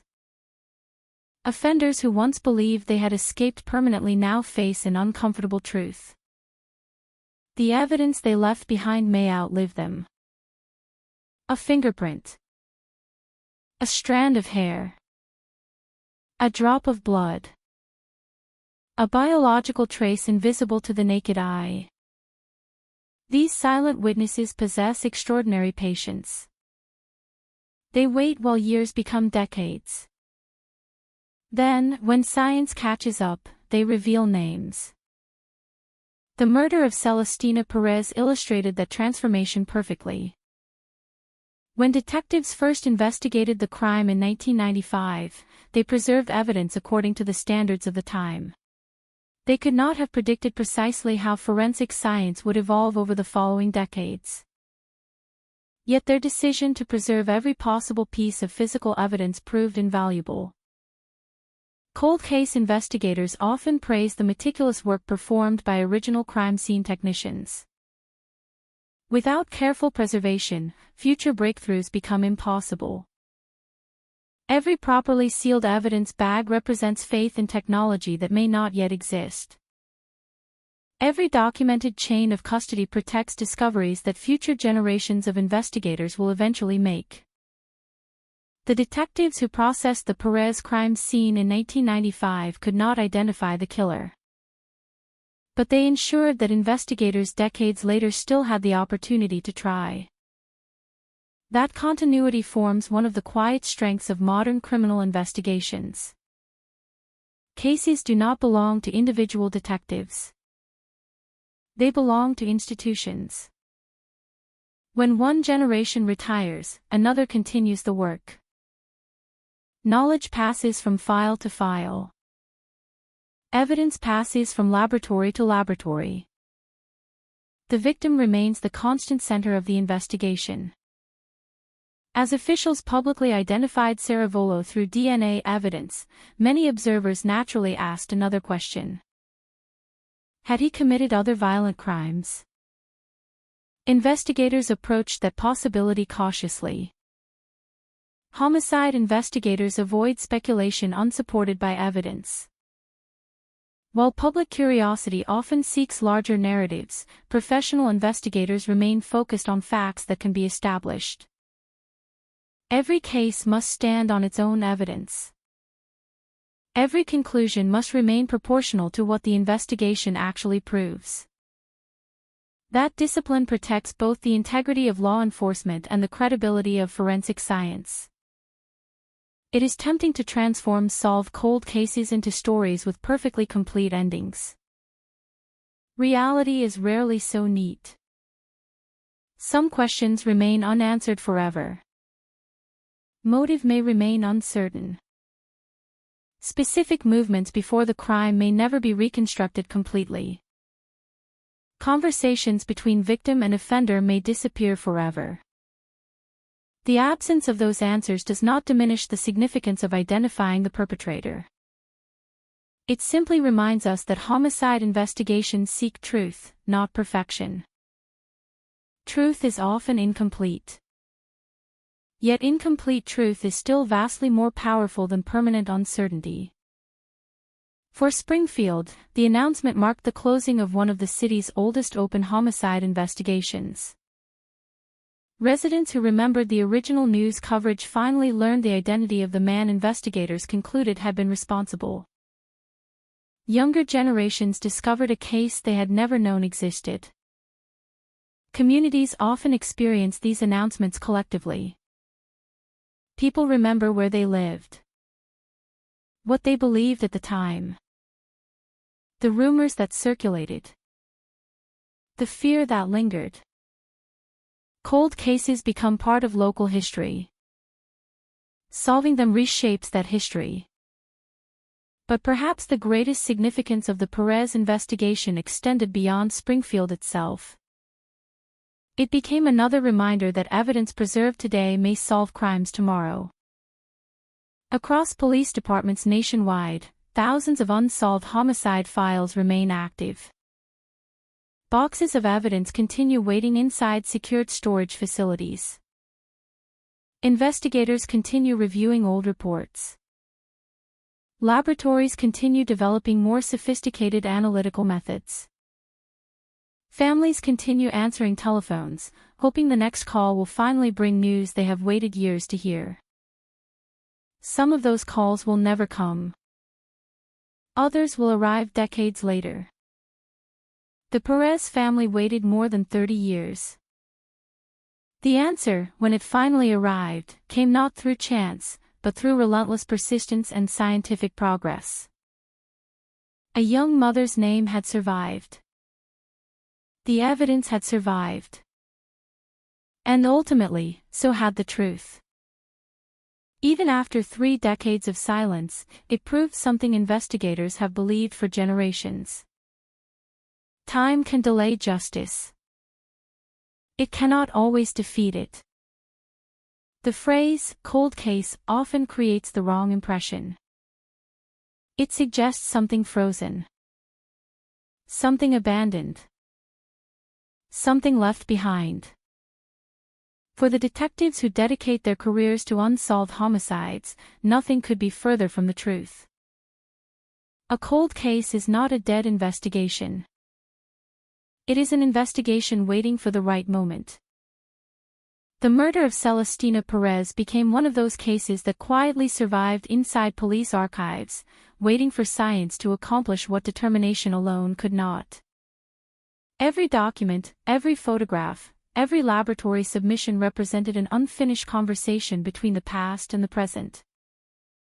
Investigators often describe evidence as having a memory.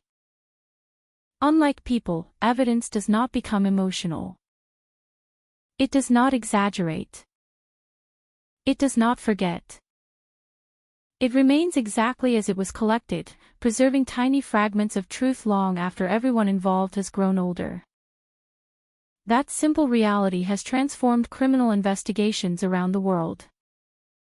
Decades ago, detectives relied heavily on witness testimony.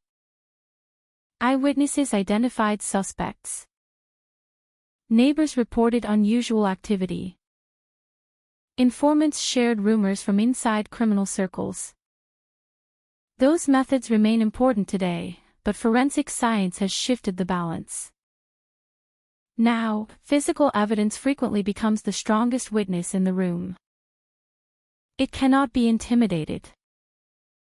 It cannot change its story. And it cannot lie. The Perez investigation demonstrated the extraordinary value of that principle. For years, investigators possessed evidence without possessing the technology necessary to unlock its full significance. The evidence was never wrong. It was simply waiting. Waiting for laboratory techniques capable of extracting information invisible to earlier generations of forensic scientists. That evolution did not happen overnight. DNA profiling progressed gradually through decades of research, technological innovation, and courtroom testing. Laboratories became more sensitive. Analytical methods became more reliable. Computer systems became more efficient at comparing genetic profiles across expanding databases. Each improvement appeared incremental. Together, they revolutionized homicide investigations.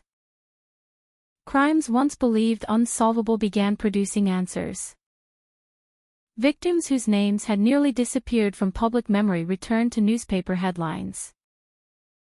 Families who had spent decades living with uncertainty suddenly received long-awaited phone calls from detectives. Sometimes those calls brought joy. Sometimes heartbreak. Often both. The family of Celestina Perez experienced exactly that emotional contradiction. Knowing who was responsible answered one lifelong question. It also confirmed something they had feared for years. Someone had taken Celestina from them deliberately. Someone had walked away after ending the life of a 24-year-old mother. Someone had continued living while her children grew up without her. Those facts could no longer be dismissed as mystery. They became historical certainty. That certainty matters more than many people realize. Psychologists who study traumatic loss often distinguish between grief and ambiguous loss. Ordinary grief follows a painful but understandable path. Ambiguous loss is different. It traps families inside unanswered questions. Without clear answers, the mind continually revisits possibilities. What really happened? Who was responsible? Could the investigation have missed something? Is the offender still alive? The uncertainty itself becomes a second burden. By identifying the offender through DNA evidence, investigators removed at least one layer of that burden. The mystery no longer dominated the story. The victim did. Celestina Perez became more than a name attached to an unsolved file. She became a woman whose life and death had finally been acknowledged through factual resolution. That distinction carries enormous importance. Cold case investigations exist first and foremost for victims. Public fascination often focuses on offenders. News headlines emphasize arrests. Documentaries explore criminal psychology. But experienced homicide investigators understand a deeper truth. Every investigation begins with someone whose life ended violently. The offender enters the story because of the victim. Never the other way around. For decades, Celestina's identity risked becoming overshadowed by the mystery surrounding her death. Once the case reached its conclusion, attention shifted back where it belonged. Toward the young mother whose future had been stolen. Toward the children who had grown into adulthood carrying unanswered questions. Toward the family that refused to let her be forgotten. Meanwhile, the case also offered valuable lessons for law enforcement agencies nationwide. Evidence preservation is often invisible to the public. Crime scene technicians spend countless hours documenting locations, collecting biological material, labeling property, maintaining chain of custody records, and ensuring that every item can withstand future legal examination. Most of that work receives little recognition. Until a cold case is solved decades later. Then everyone realizes how much depended upon decisions made during the first hours after the crime. If evidence is collected carelessly, future technology cannot repair the damage. If evidence is preserved properly, scientific advances decades later may reveal information nobody imagined possible. The Perez investigation became another powerful example of why those early investigative decisions matter. The detectives working in 1995 could not foresee exactly what forensic laboratories would accomplish 30 years later. But they acted with professionalism. Because of that professionalism, future investigators inherited evidence capable of producing answers. Every solved cold case is therefore a shared achievement. Crime scene personnel, laboratory scientists, evidence custodians, detectives, prosecutors. Each generation contributes something essential. Justice becomes a relay rather than a sprint.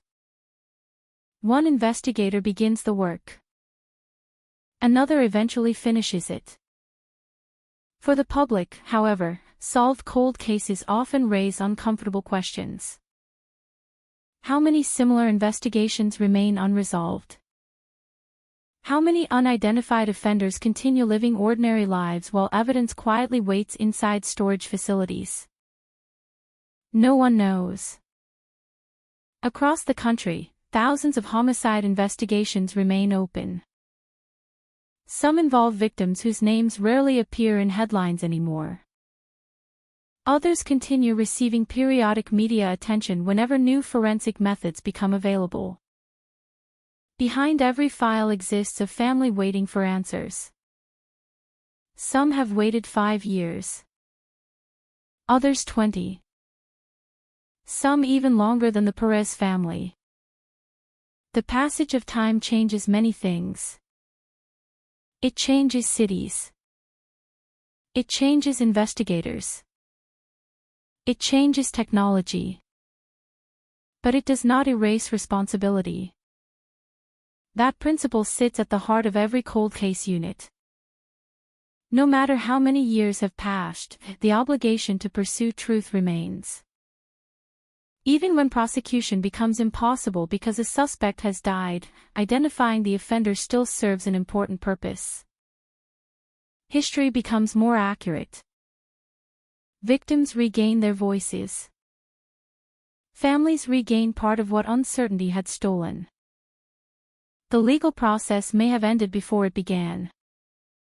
The moral obligation to establish the truth never expires. As news of the case spread, many people reflected on how differently the investigation might have unfolded had today's forensic capabilities existed in 1995. Would Saravolo have been identified within weeks? Would prosecutors have presented the case before a jury?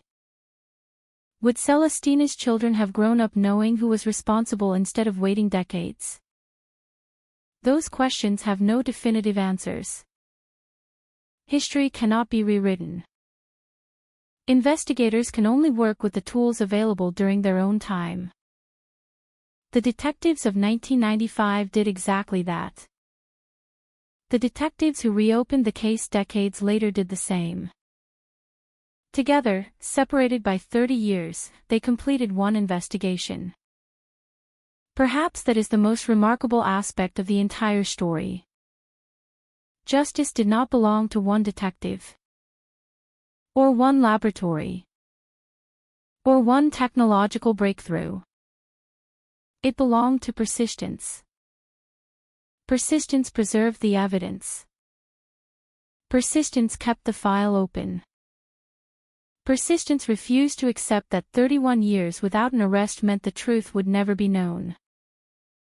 The murder of Celestina Perez reminds us that justice sometimes moves with frustrating slowness.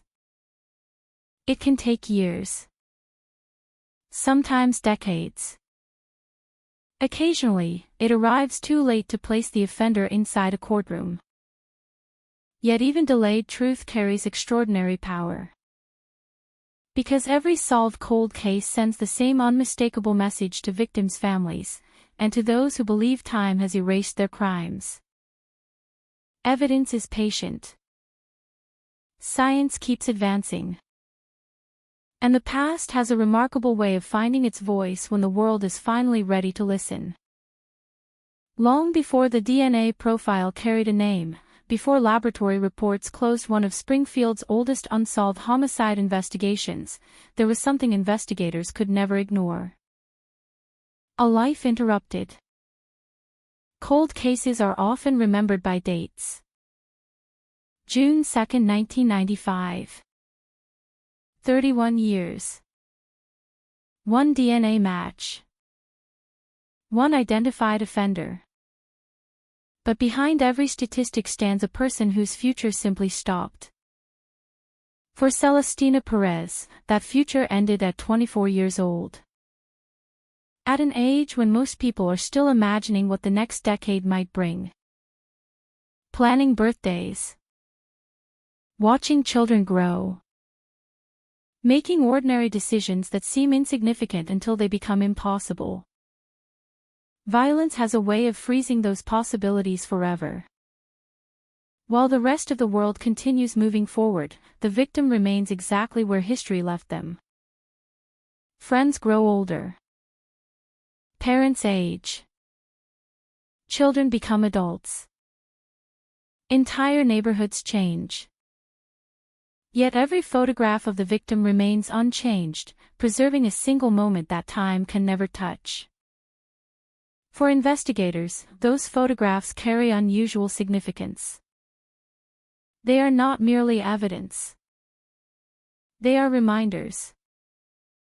Every file represents someone whose story deserves an ending. That belief sustained the Perez investigation through decades of uncertainty. There were years when no significant developments emerged. Years when the case received little public attention. Years when newer homicides naturally demanded greater urgency because those investigations still offered immediate opportunities to prevent additional violence. This shifting of priorities is unavoidable. Police departments possess finite resources. Active crimes require immediate responses. Cold cases wait. Sometimes far longer than anyone wishes. But waiting does not mean forgotten. Inside homicide units across the country, detectives often maintain lists of unresolved investigations they hope to revisit whenever new technology or new information becomes available. Those files develop almost personal significance. Some investigators inherit them from retired colleagues. Others spend entire careers pursuing answers that ultimately arrive only after they themselves have left the profession. Justice often depends upon institutional memory rather than individual careers. The Perez investigation became an example of exactly that continuity. Detectives who reopened the case stood upon the work completed decades earlier. Original crime scene diagrams.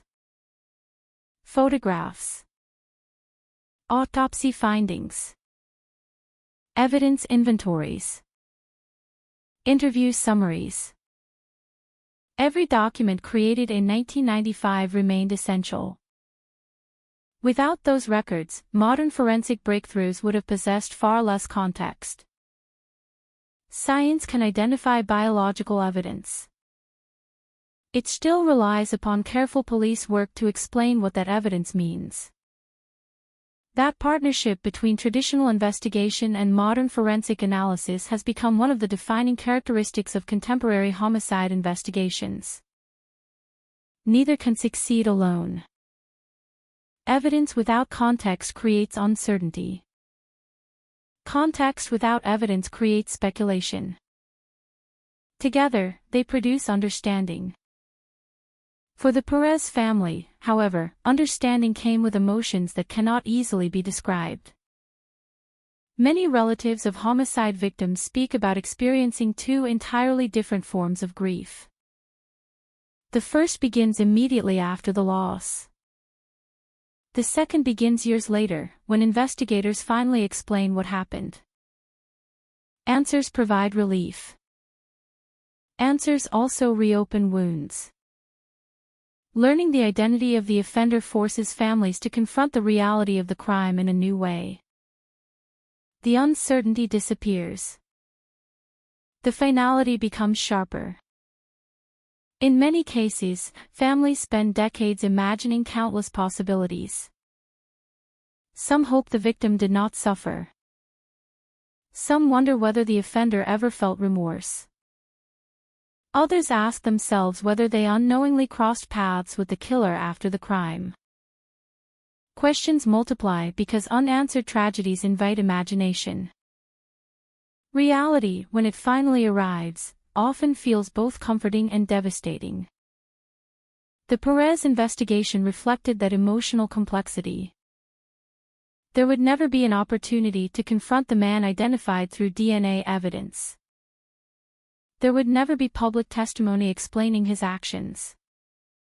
Whatever thoughts he carried about the crime ended with his death in 2013. That silence remains permanent. For investigators, silence can be frustrating. Confessions sometimes reveal details impossible to discover through physical evidence alone. They explain motive. They clarify sequence. They identify locations investigators never knew existed. Without a confession, certain elements of a homicide may remain forever beyond reconstruction. The Perez case appears to be one of those investigations. The available evidence established responsibility. It could not recover every missing moment. Professional investigators accept that limitation. Their responsibility is to establish facts supported by evidence, not to invent explanations where evidence no longer exists. Public imagination naturally seeks complete stories. Real investigations rarely provide them. Some questions survive even after a case has officially been solved. What exactly triggered the violence? How long did the encounter last? Did the offender plan the attack, or did events escalate unexpectedly? Those answers may have disappeared forever. Yet the absence of complete knowledge does not diminish the importance of what investigators did establish. They identified the individual connected to the homicide through preserved forensic evidence. That achievement alone transformed the case. The announcement also carried a broader message extending far beyond Springfield. Every solved cold case encourages renewed examination of others. Police departments across the United States continue reviewing unsolved homicides from previous decades, particularly those involving preserved biological evidence.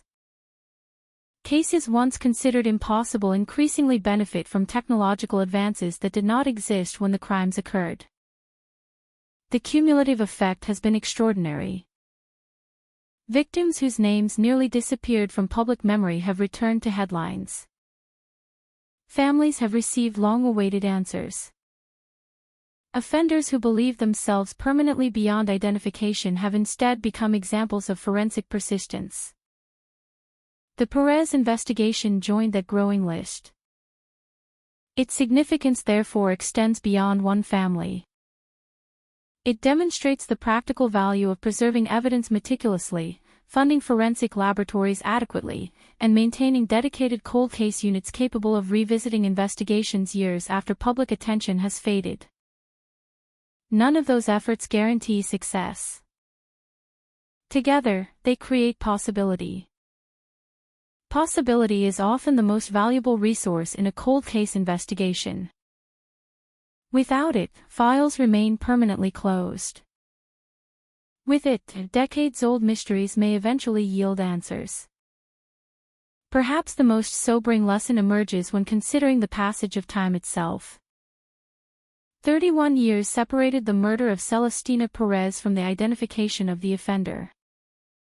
During those decades, an entire generation grew up. Technology transformed daily life.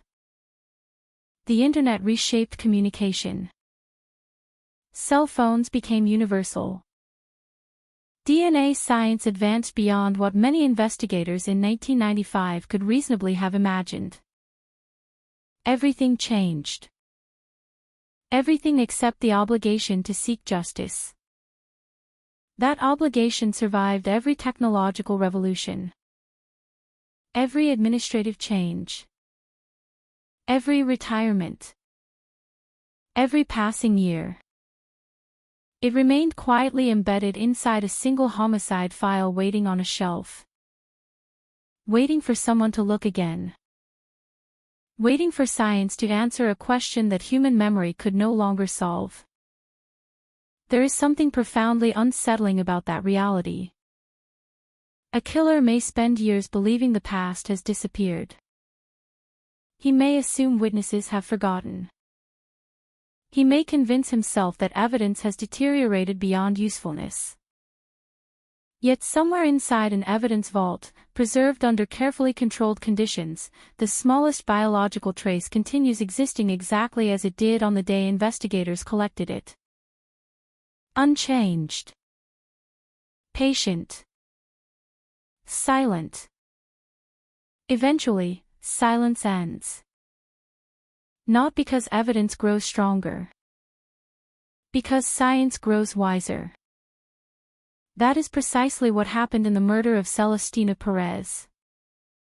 The evidence never changed. Only humanity's ability to understand it did. And in that quiet evolution lies one of the most powerful truths in modern criminal investigation.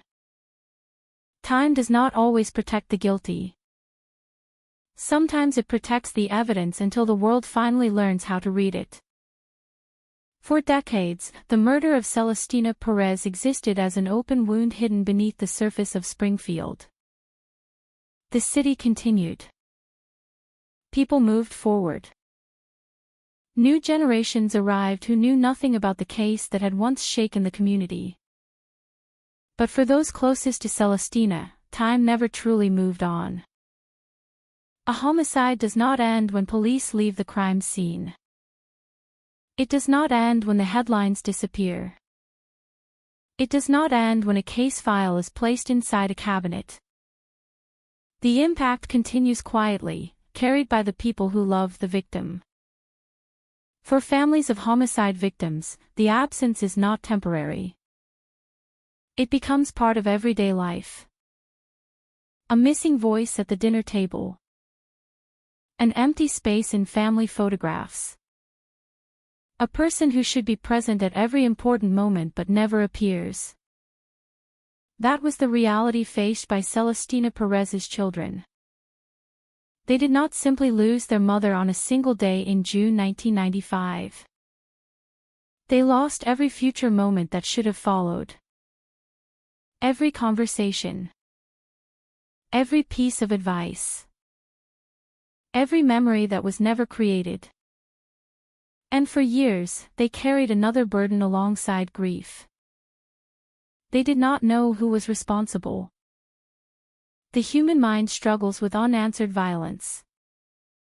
When a loved one dies from natural causes, families mourn the loss. When a loved one is murdered, families also search for meaning. They search for a reason. They search for accountability. They search for the person responsible. Without answers, grief remains suspended between the past and the present.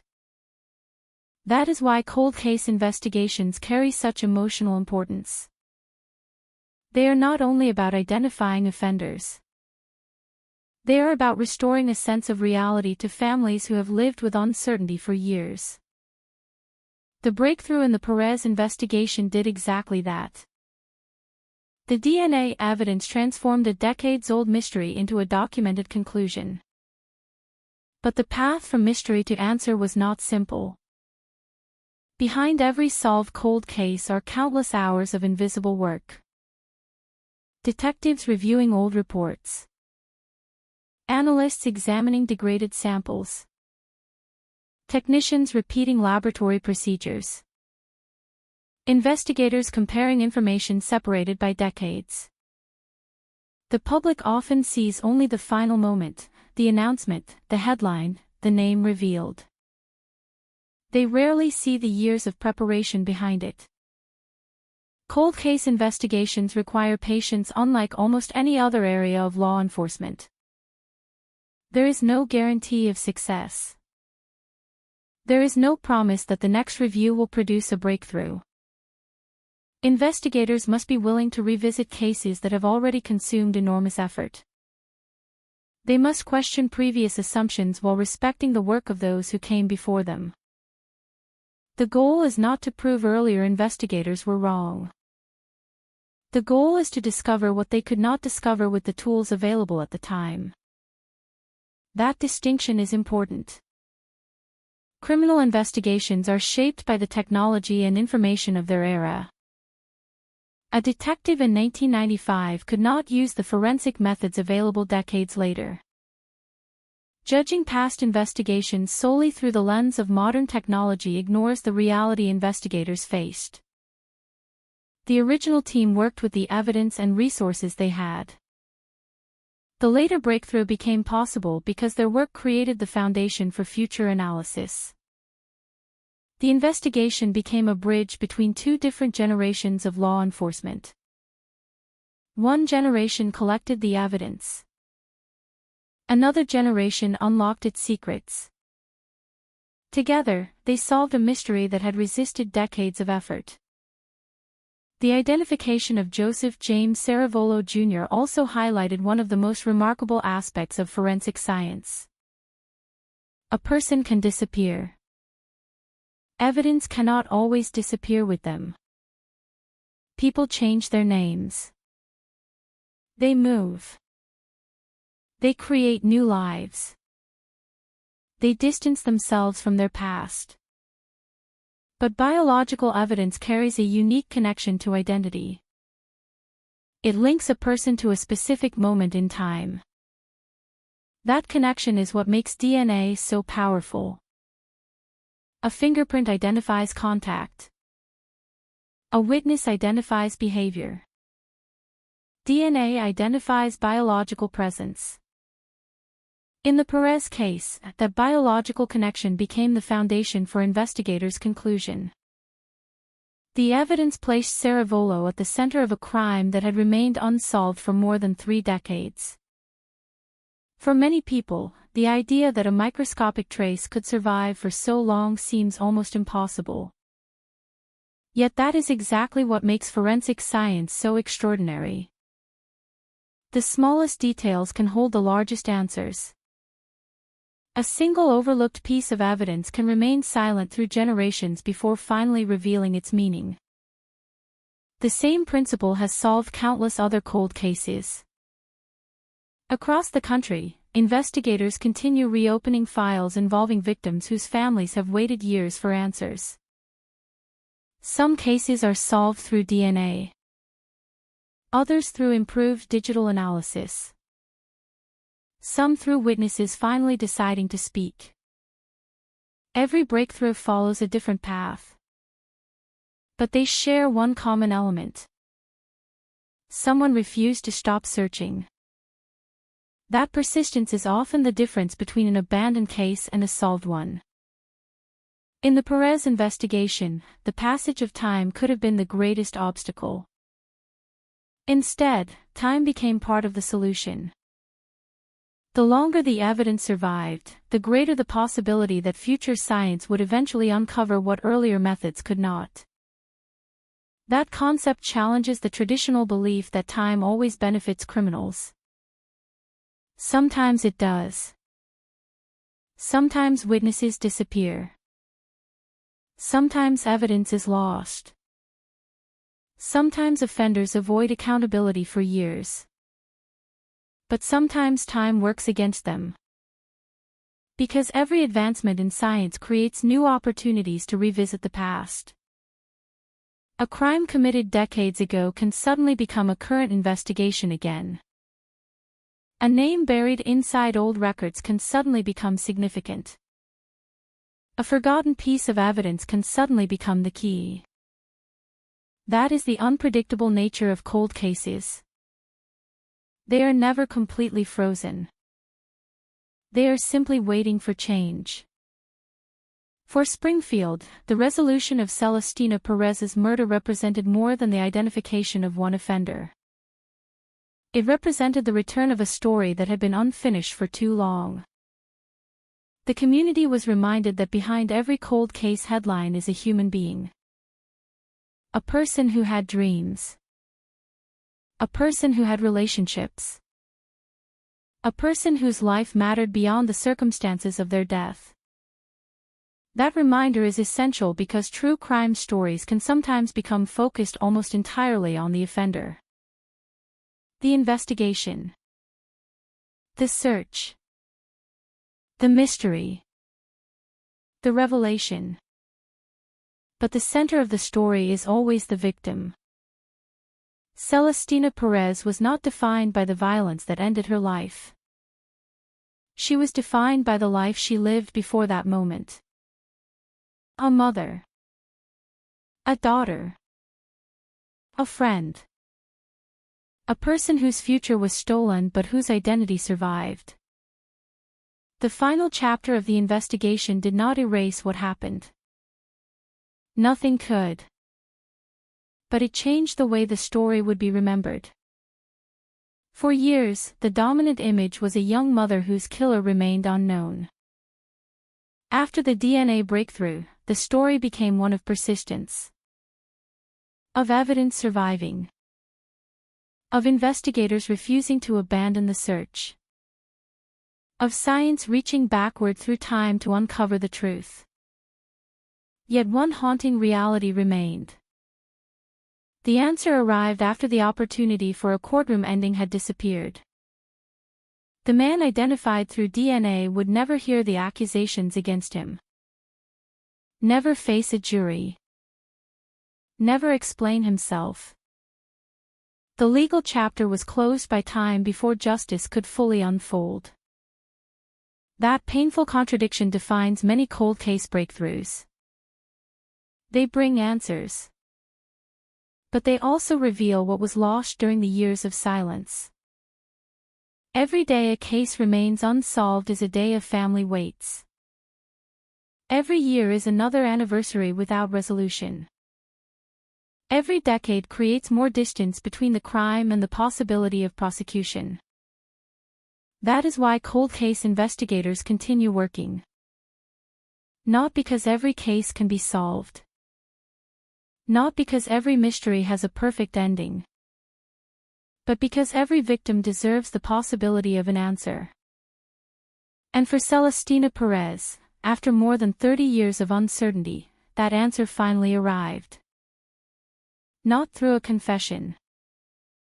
Not through a witness stepping forward. But through a silent piece of evidence that had been waiting patiently since the summer of 1995. A piece of evidence that proved one simple truth. The past does not always stay buried. Sometimes, it returns. And when it does, it brings names, facts, and answers that have been waiting for decades to be discovered. There is a moment in every cold case investigation when the past and the present collide. A forgotten photograph is examined again. An old report receives fresh attention. A piece of evidence once considered limited suddenly becomes powerful. And after years of silence, a case that seemed frozen begins moving again. For the murder of Celestina Perez, that moment came through forensic science. But the journey toward the breakthrough was built upon something far less dramatic. Persistence. The kind of persistence that rarely appears in headlines. The kind that exists quietly inside police departments, laboratories, and evidence storage facilities. The public usually remembers the final discovery.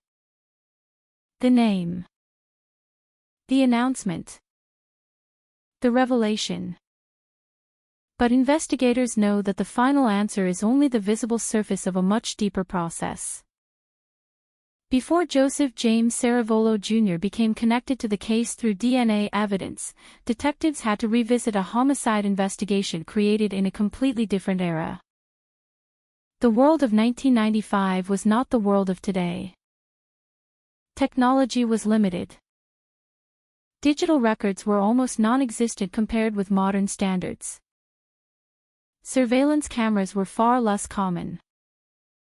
Cell phone tracking did not provide investigators with the detailed movement patterns available today. Social media did not exist as a source of evidence. The Internet had not yet become the massive archive of personal information it is now. Investigators in 1995 depended heavily on traditional police work. Interviews. Physical searches. Witness statements. Neighborhood canvassing. Forensic techniques available at the time. Those methods were valuable, but they had limits. A case could be thoroughly investigated and still remain unsolved. That is one of the hardest truths about homicide investigations. Effort does not always guarantee answers. Sometimes investigators do everything correctly and still reach a dead end.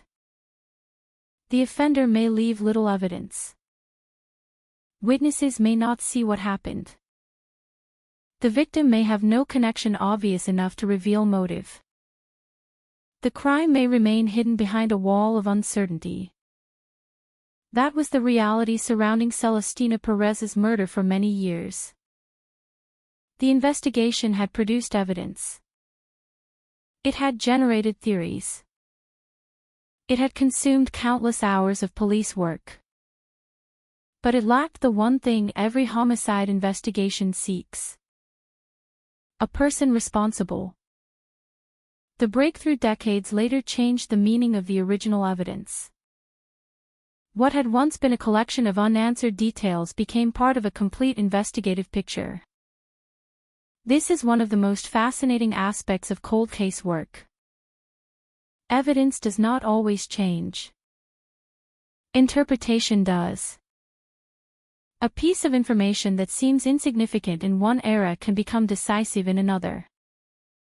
Technology changes the questions investigators are able to ask. And sometimes, the answers were there all along. The DNA identification of Saravolo also raised broader questions about how many offenders have remained unidentified simply because the necessary technology did not yet exist. Across America, thousands of cases from previous decades continue waiting for similar breakthroughs.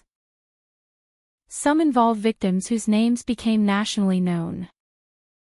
Others involve people remembered only by their families and small communities. But every victim represents the same unfinished promise. That someone will continue searching. That someone will continue asking questions. That someone will refuse to allow time to erase what happened. The Perez case became part of that larger movement. A reminder that cold cases are not only about the past. They are about the present and the future. Every investigation solved today influences how future cases will be handled. Every technological advancement creates new opportunities. Every preserved piece of evidence becomes a potential doorway to the truth.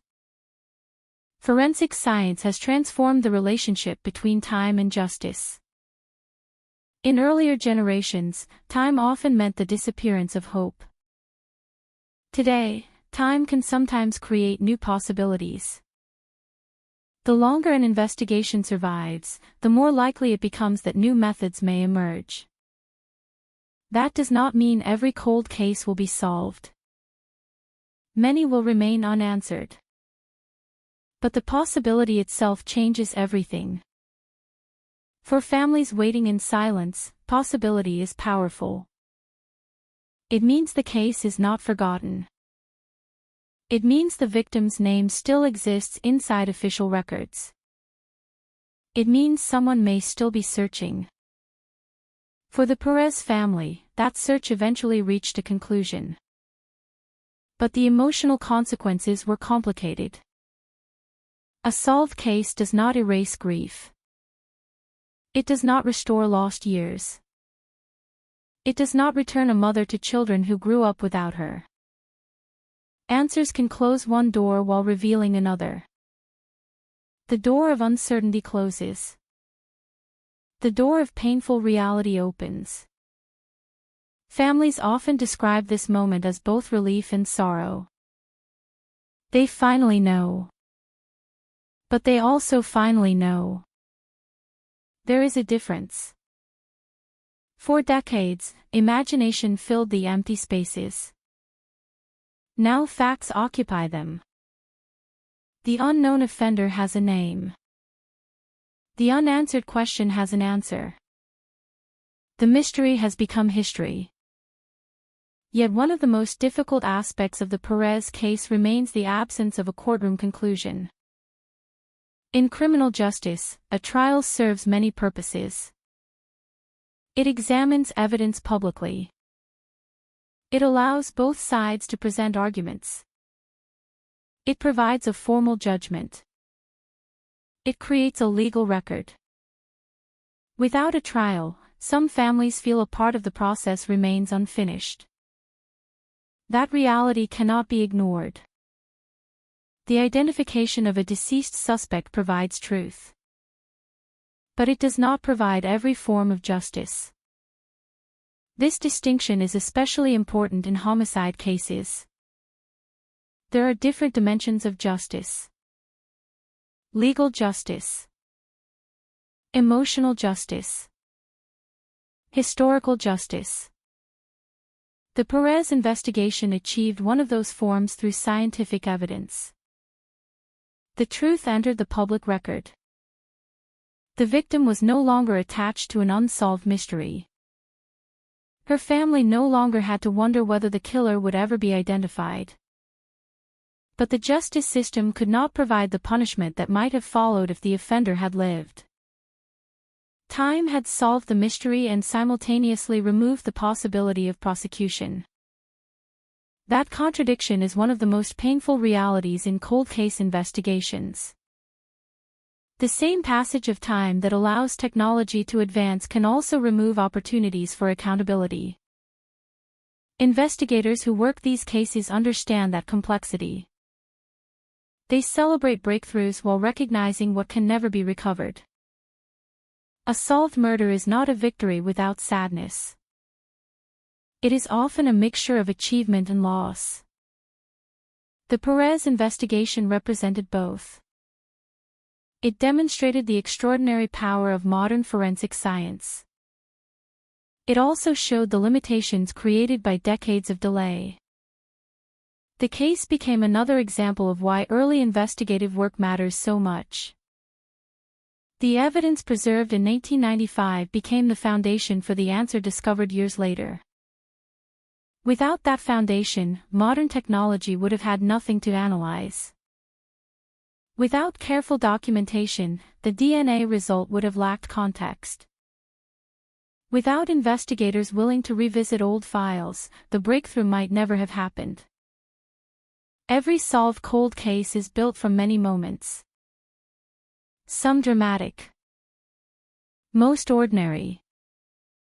A technician sealing evidence. A detective writing a report. An analyst reviewing a sample. A supervisor approving a renewed examination. Small decisions accumulate. Eventually, they become justice. For Celestina Perez, that process took more than 3 decades. A generation passed between the crime and the answer. But the investigation endured. The evidence endured. The search endured. And in the end, the silence that surrounded her death was finally broken. Yet even after the identity of the offender became known, one final truth remained impossible to ignore. Behind every solved cold case is another story waiting to be told. Not the story of the killer. The story of the person whose life was taken. The story of the family who waited. The story of the investigators who refused to stop. The story of how a single piece of evidence survived long enough to bring the past into the present. Because in the end, the greatest power of forensic science is not simply finding criminals. It is restoring names to victims. And after 31 years, Celestina Perez's name was no longer attached to a question. It was attached to an answer. For more than 3 decades, the murder of Celestina Perez remained a shadow over Springfield.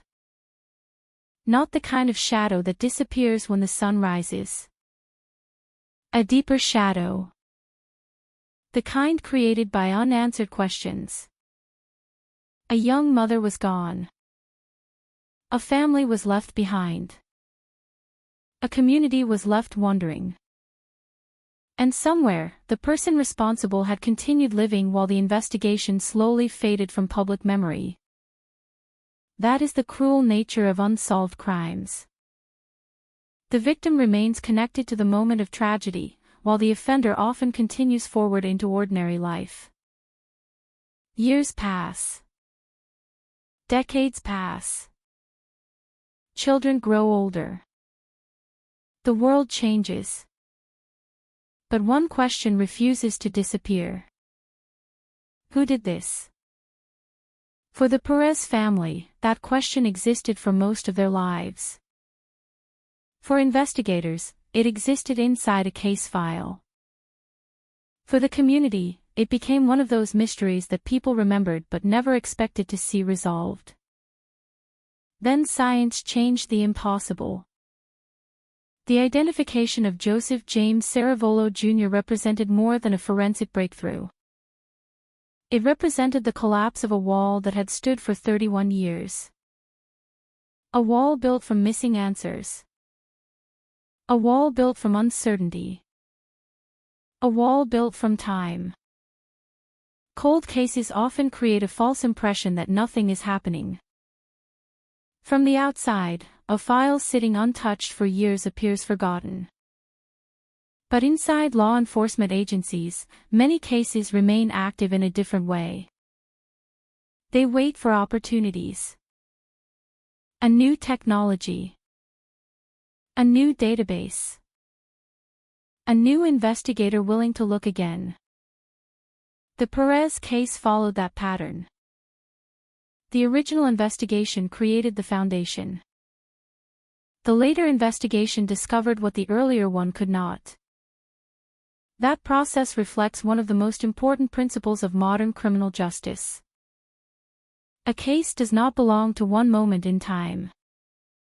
It belongs to every generation willing to pursue the truth. The detectives who first responded to Celestina's death could not have imagined the tools available decades later. DNA technology was still developing. The ability to analyze genetic evidence with modern precision did not exist. Yet those investigators made decisions that became crucial years later. They documented the scene.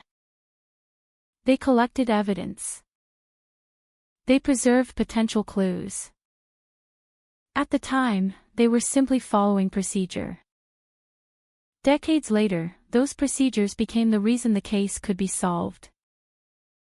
This is the hidden connection between past and present investigations.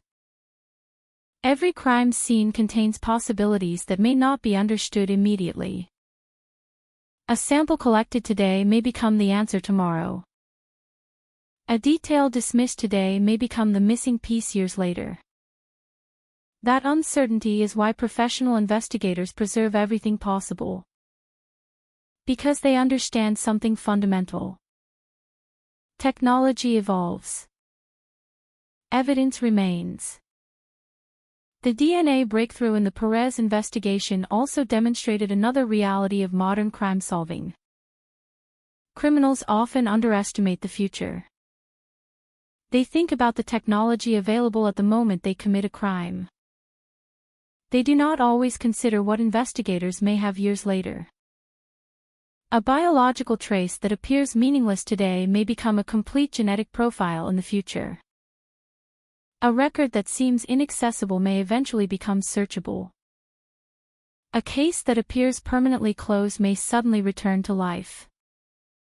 The passage of time can create confidence among offenders. They believe memories have faded. They believe investigators have moved on. They believe the past belongs to another generation. But forensic science operates differently. It does not forget. The evidence connected to the Perez investigation waited silently until the right tools existed to interpret it. That reality has changed the way investigators approach unsolved murders. Cold cases are no longer viewed as impossible cases. They are viewed as incomplete cases. The difference is significant.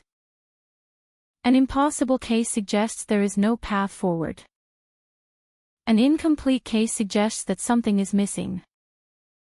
Sometimes that missing element is a witness. Sometimes it is information. Sometimes it is technology. In the Perez investigation, the missing element was the ability to fully analyze preserved biological evidence. Once that capability existed, the path forward became clear. Yet even with the breakthrough, investigators faced the difficult task of balancing public interest with investigative responsibility. The announcement of a cold case resolution can attract enormous attention. People want details. They want explanations. They want to understand how someone could commit such a crime and remain unidentified for decades. But investigators must remain focused on what can be proven. The responsibility of law enforcement is not to create the most dramatic story. It is to establish the most accurate one. That means acknowledging uncertainty where uncertainty exists. It means refusing to fill gaps with speculation. It means allowing evidence to determine the conclusion. In the case of Celestina Perez, investigators followed that principle. They did not need to invent a narrative. The evidence provided the central fact. A DNA profile connected Joseph James Saravolo Jr. to the homicide investigation. That finding changed the case forever. But another part of the story remained painfully unresolved. The motive. Without the offender alive to answer questions, investigators could never fully explain what led to the murder. Why Celestina? Why that moment?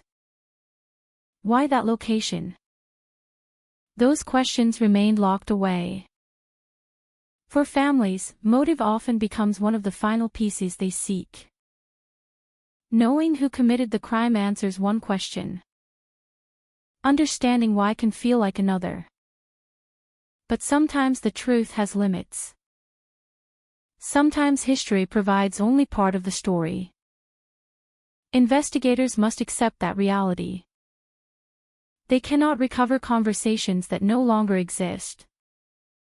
They cannot recreate emotions from decades earlier. They cannot force answers from someone who is gone. They can only present the evidence that survived. And sometimes, that is enough to finally bring a measure of peace. The Perez case also served as a reminder of the importance of victim-centered investigations. As attention returned to the case, the focus was not only on the person identified through DNA. It was on Celestina, a woman whose life had been reduced for years to a crime scene and an unanswered question.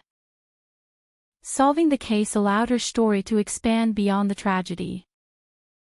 She was remembered not only as a homicide victim. She was remembered as a mother, as a daughter, as someone whose life mattered before the crime ever occurred. That shift is one of the most meaningful outcomes of cold case resolutions. The victim is no longer defined by the mystery surrounding their death. The mystery becomes only one chapter of a larger story. The Perez case began with violence. It ended with truth. But between those 2 points were decades of waiting.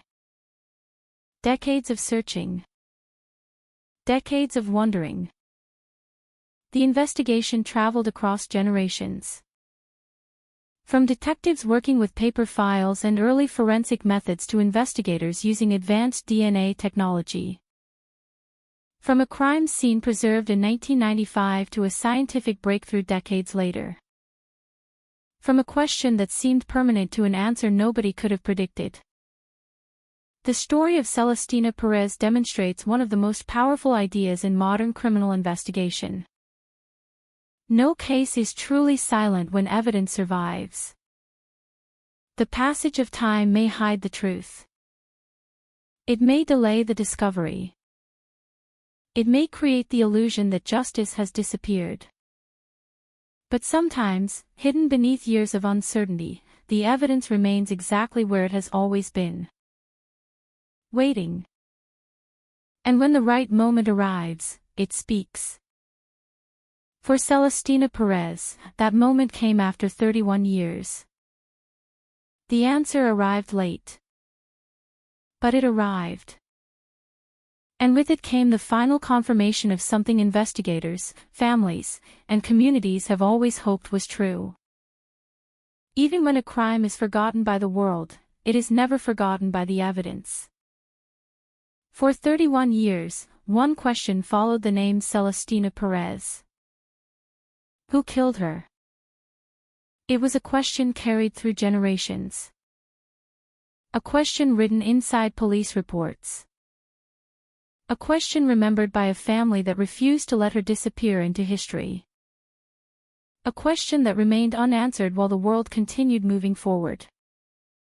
But cold cases have a strange way of challenging time itself. They remind investigators that silence is not the same as absence. An unsolved case may appear quiet. It may appear forgotten. It may appear as though the truth has vanished forever. But beneath that silence, evidence can remain. Waiting. Preserved. Unchanged. And sometimes, decades later, it speaks. The murder of Celestina Perez became one of those rare cases where the past reached into the present and demanded attention. A young mother whose life ended violently in 1995 was finally connected to the evidence that had remained hidden for years. The identification of Joseph James Saravolo Jr. through DNA analysis brought an answer to a mystery that had haunted Springfield for more than 3 decades. But the conclusion of the investigation was not a traditional ending. There was no dramatic courtroom scene. No jury announcement. No final moment where justice was delivered in the way many families imagine. The passage of time had changed the meaning of justice. The man identified as responsible was no longer alive. The opportunity for prosecution had disappeared years earlier. And that reality created a complicated final chapter. Because justice is not always a single event. It is not only an arrest. It is not only a conviction. Sometimes justice is the restoration of truth. Sometimes it is the confirmation that a victim was never forgotten. Sometimes it is giving a family the answer they spent decades waiting to receive. For Celestina Perez's loved ones, the discovery ended the most painful uncertainty. They no longer had to wonder whether the person responsible would ever be identified. They no longer had to imagine endless possibilities. They had a name. They had an explanation supported by forensic evidence. They had the knowledge that the mystery surrounding Celestina's death had finally been resolved. But answers cannot return the years that were lost. They cannot restore the moments that should have happened. They cannot bring back a mother to the children who grew up without her. That is the tragedy behind every solved homicide. A case can be solved, but a life cannot be restored. Celestina Perez's story is ultimately not about the person who took her life. It is about the person whose life mattered before that moment. A 24-year-old mother.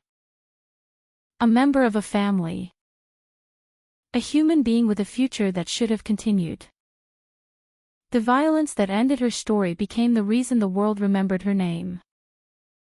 But her life existed beyond the crime. That is something every cold case investigation must preserve. Victims are not evidence. They are not case numbers. They are not headlines. They are people. People who loved and were loved. People whose absence changed the lives of everyone around them. The resolution of the Perez case also demonstrated one of the most powerful lessons in modern criminal investigation. Time does not always erase the truth. Sometimes it protects it. The evidence collected in 1995 survived long enough for technology to reveal what investigators could not discover at the time. A biological trace became a voice from the past. A silent witness became the key to a decades-old mystery. A forgotten piece of evidence became the final connection between a victim and the person responsible. This is why cold case investigators continue their work. Because every unresolved homicide represents more than an unanswered question. It represents a person waiting to be remembered. A family waiting for closure. A truth waiting to be uncovered. The Perez investigation stands as a reminder that advances in science can transform the impossible into the possible. 30 years ago, investigators could not fully analyze what the crime scene had preserved. Decades later, forensic technology could finally interpret those clues. The evidence did not become stronger. Human understanding became stronger. And that distinction changed everything. Across the world, thousands of families continue waiting for similar breakthroughs. Some are waiting for a witness.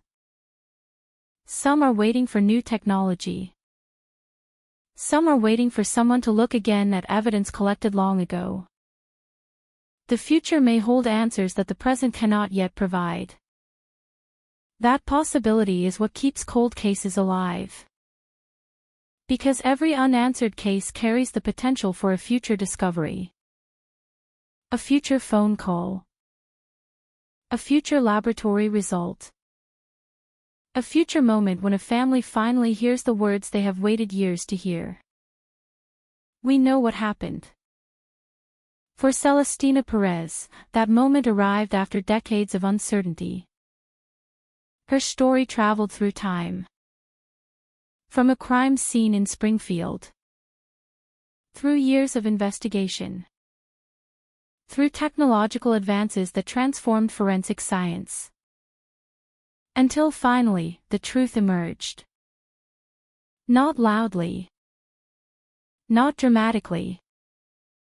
But through the quiet power of evidence. A small biological trace. A laboratory analysis. A name. A conclusion. The story that began with a terrible act of violence ended with a scientific discovery that proved the past could still be reached. But perhaps the most important lesson from Celestina Perez's case is not about the killer. It is about persistence. The persistence of investigators who kept searching. The persistence of scientists who continued improving forensic methods. The persistence of a family that carried a painful unanswered question for more than 30 years. And the persistence of a victim's memory. Because time may change many things. It changes cities. It changes technology. It changes the people searching for answers. But it does not change the value of a human life. Celestina Perez mattered in 1995. She mattered during the decades when her case remained unsolved. And she mattered when the truth finally emerged. Her murder became a cold case. But she was never a forgotten person. That is the final message carried by investigations like hers. Behind every file is a name. Behind every name is a life. Behind every unanswered question is someone waiting for the truth. And sometimes, after years of silence, the truth finds its way back. For Celestina Perez, it took 31 years. 31 years of questions. 31 years of waiting. 31 years before the evidence finally spoke. The case may have remained unsolved for decades. But it was never truly lost. Because as long as evidence survives, as long as investigators continue searching, and as long as victims are remembered, no cold case is ever completely silent. Somewhere, hidden inside the past, the truth remains. Waiting for the moment when the world is finally ready to hear it.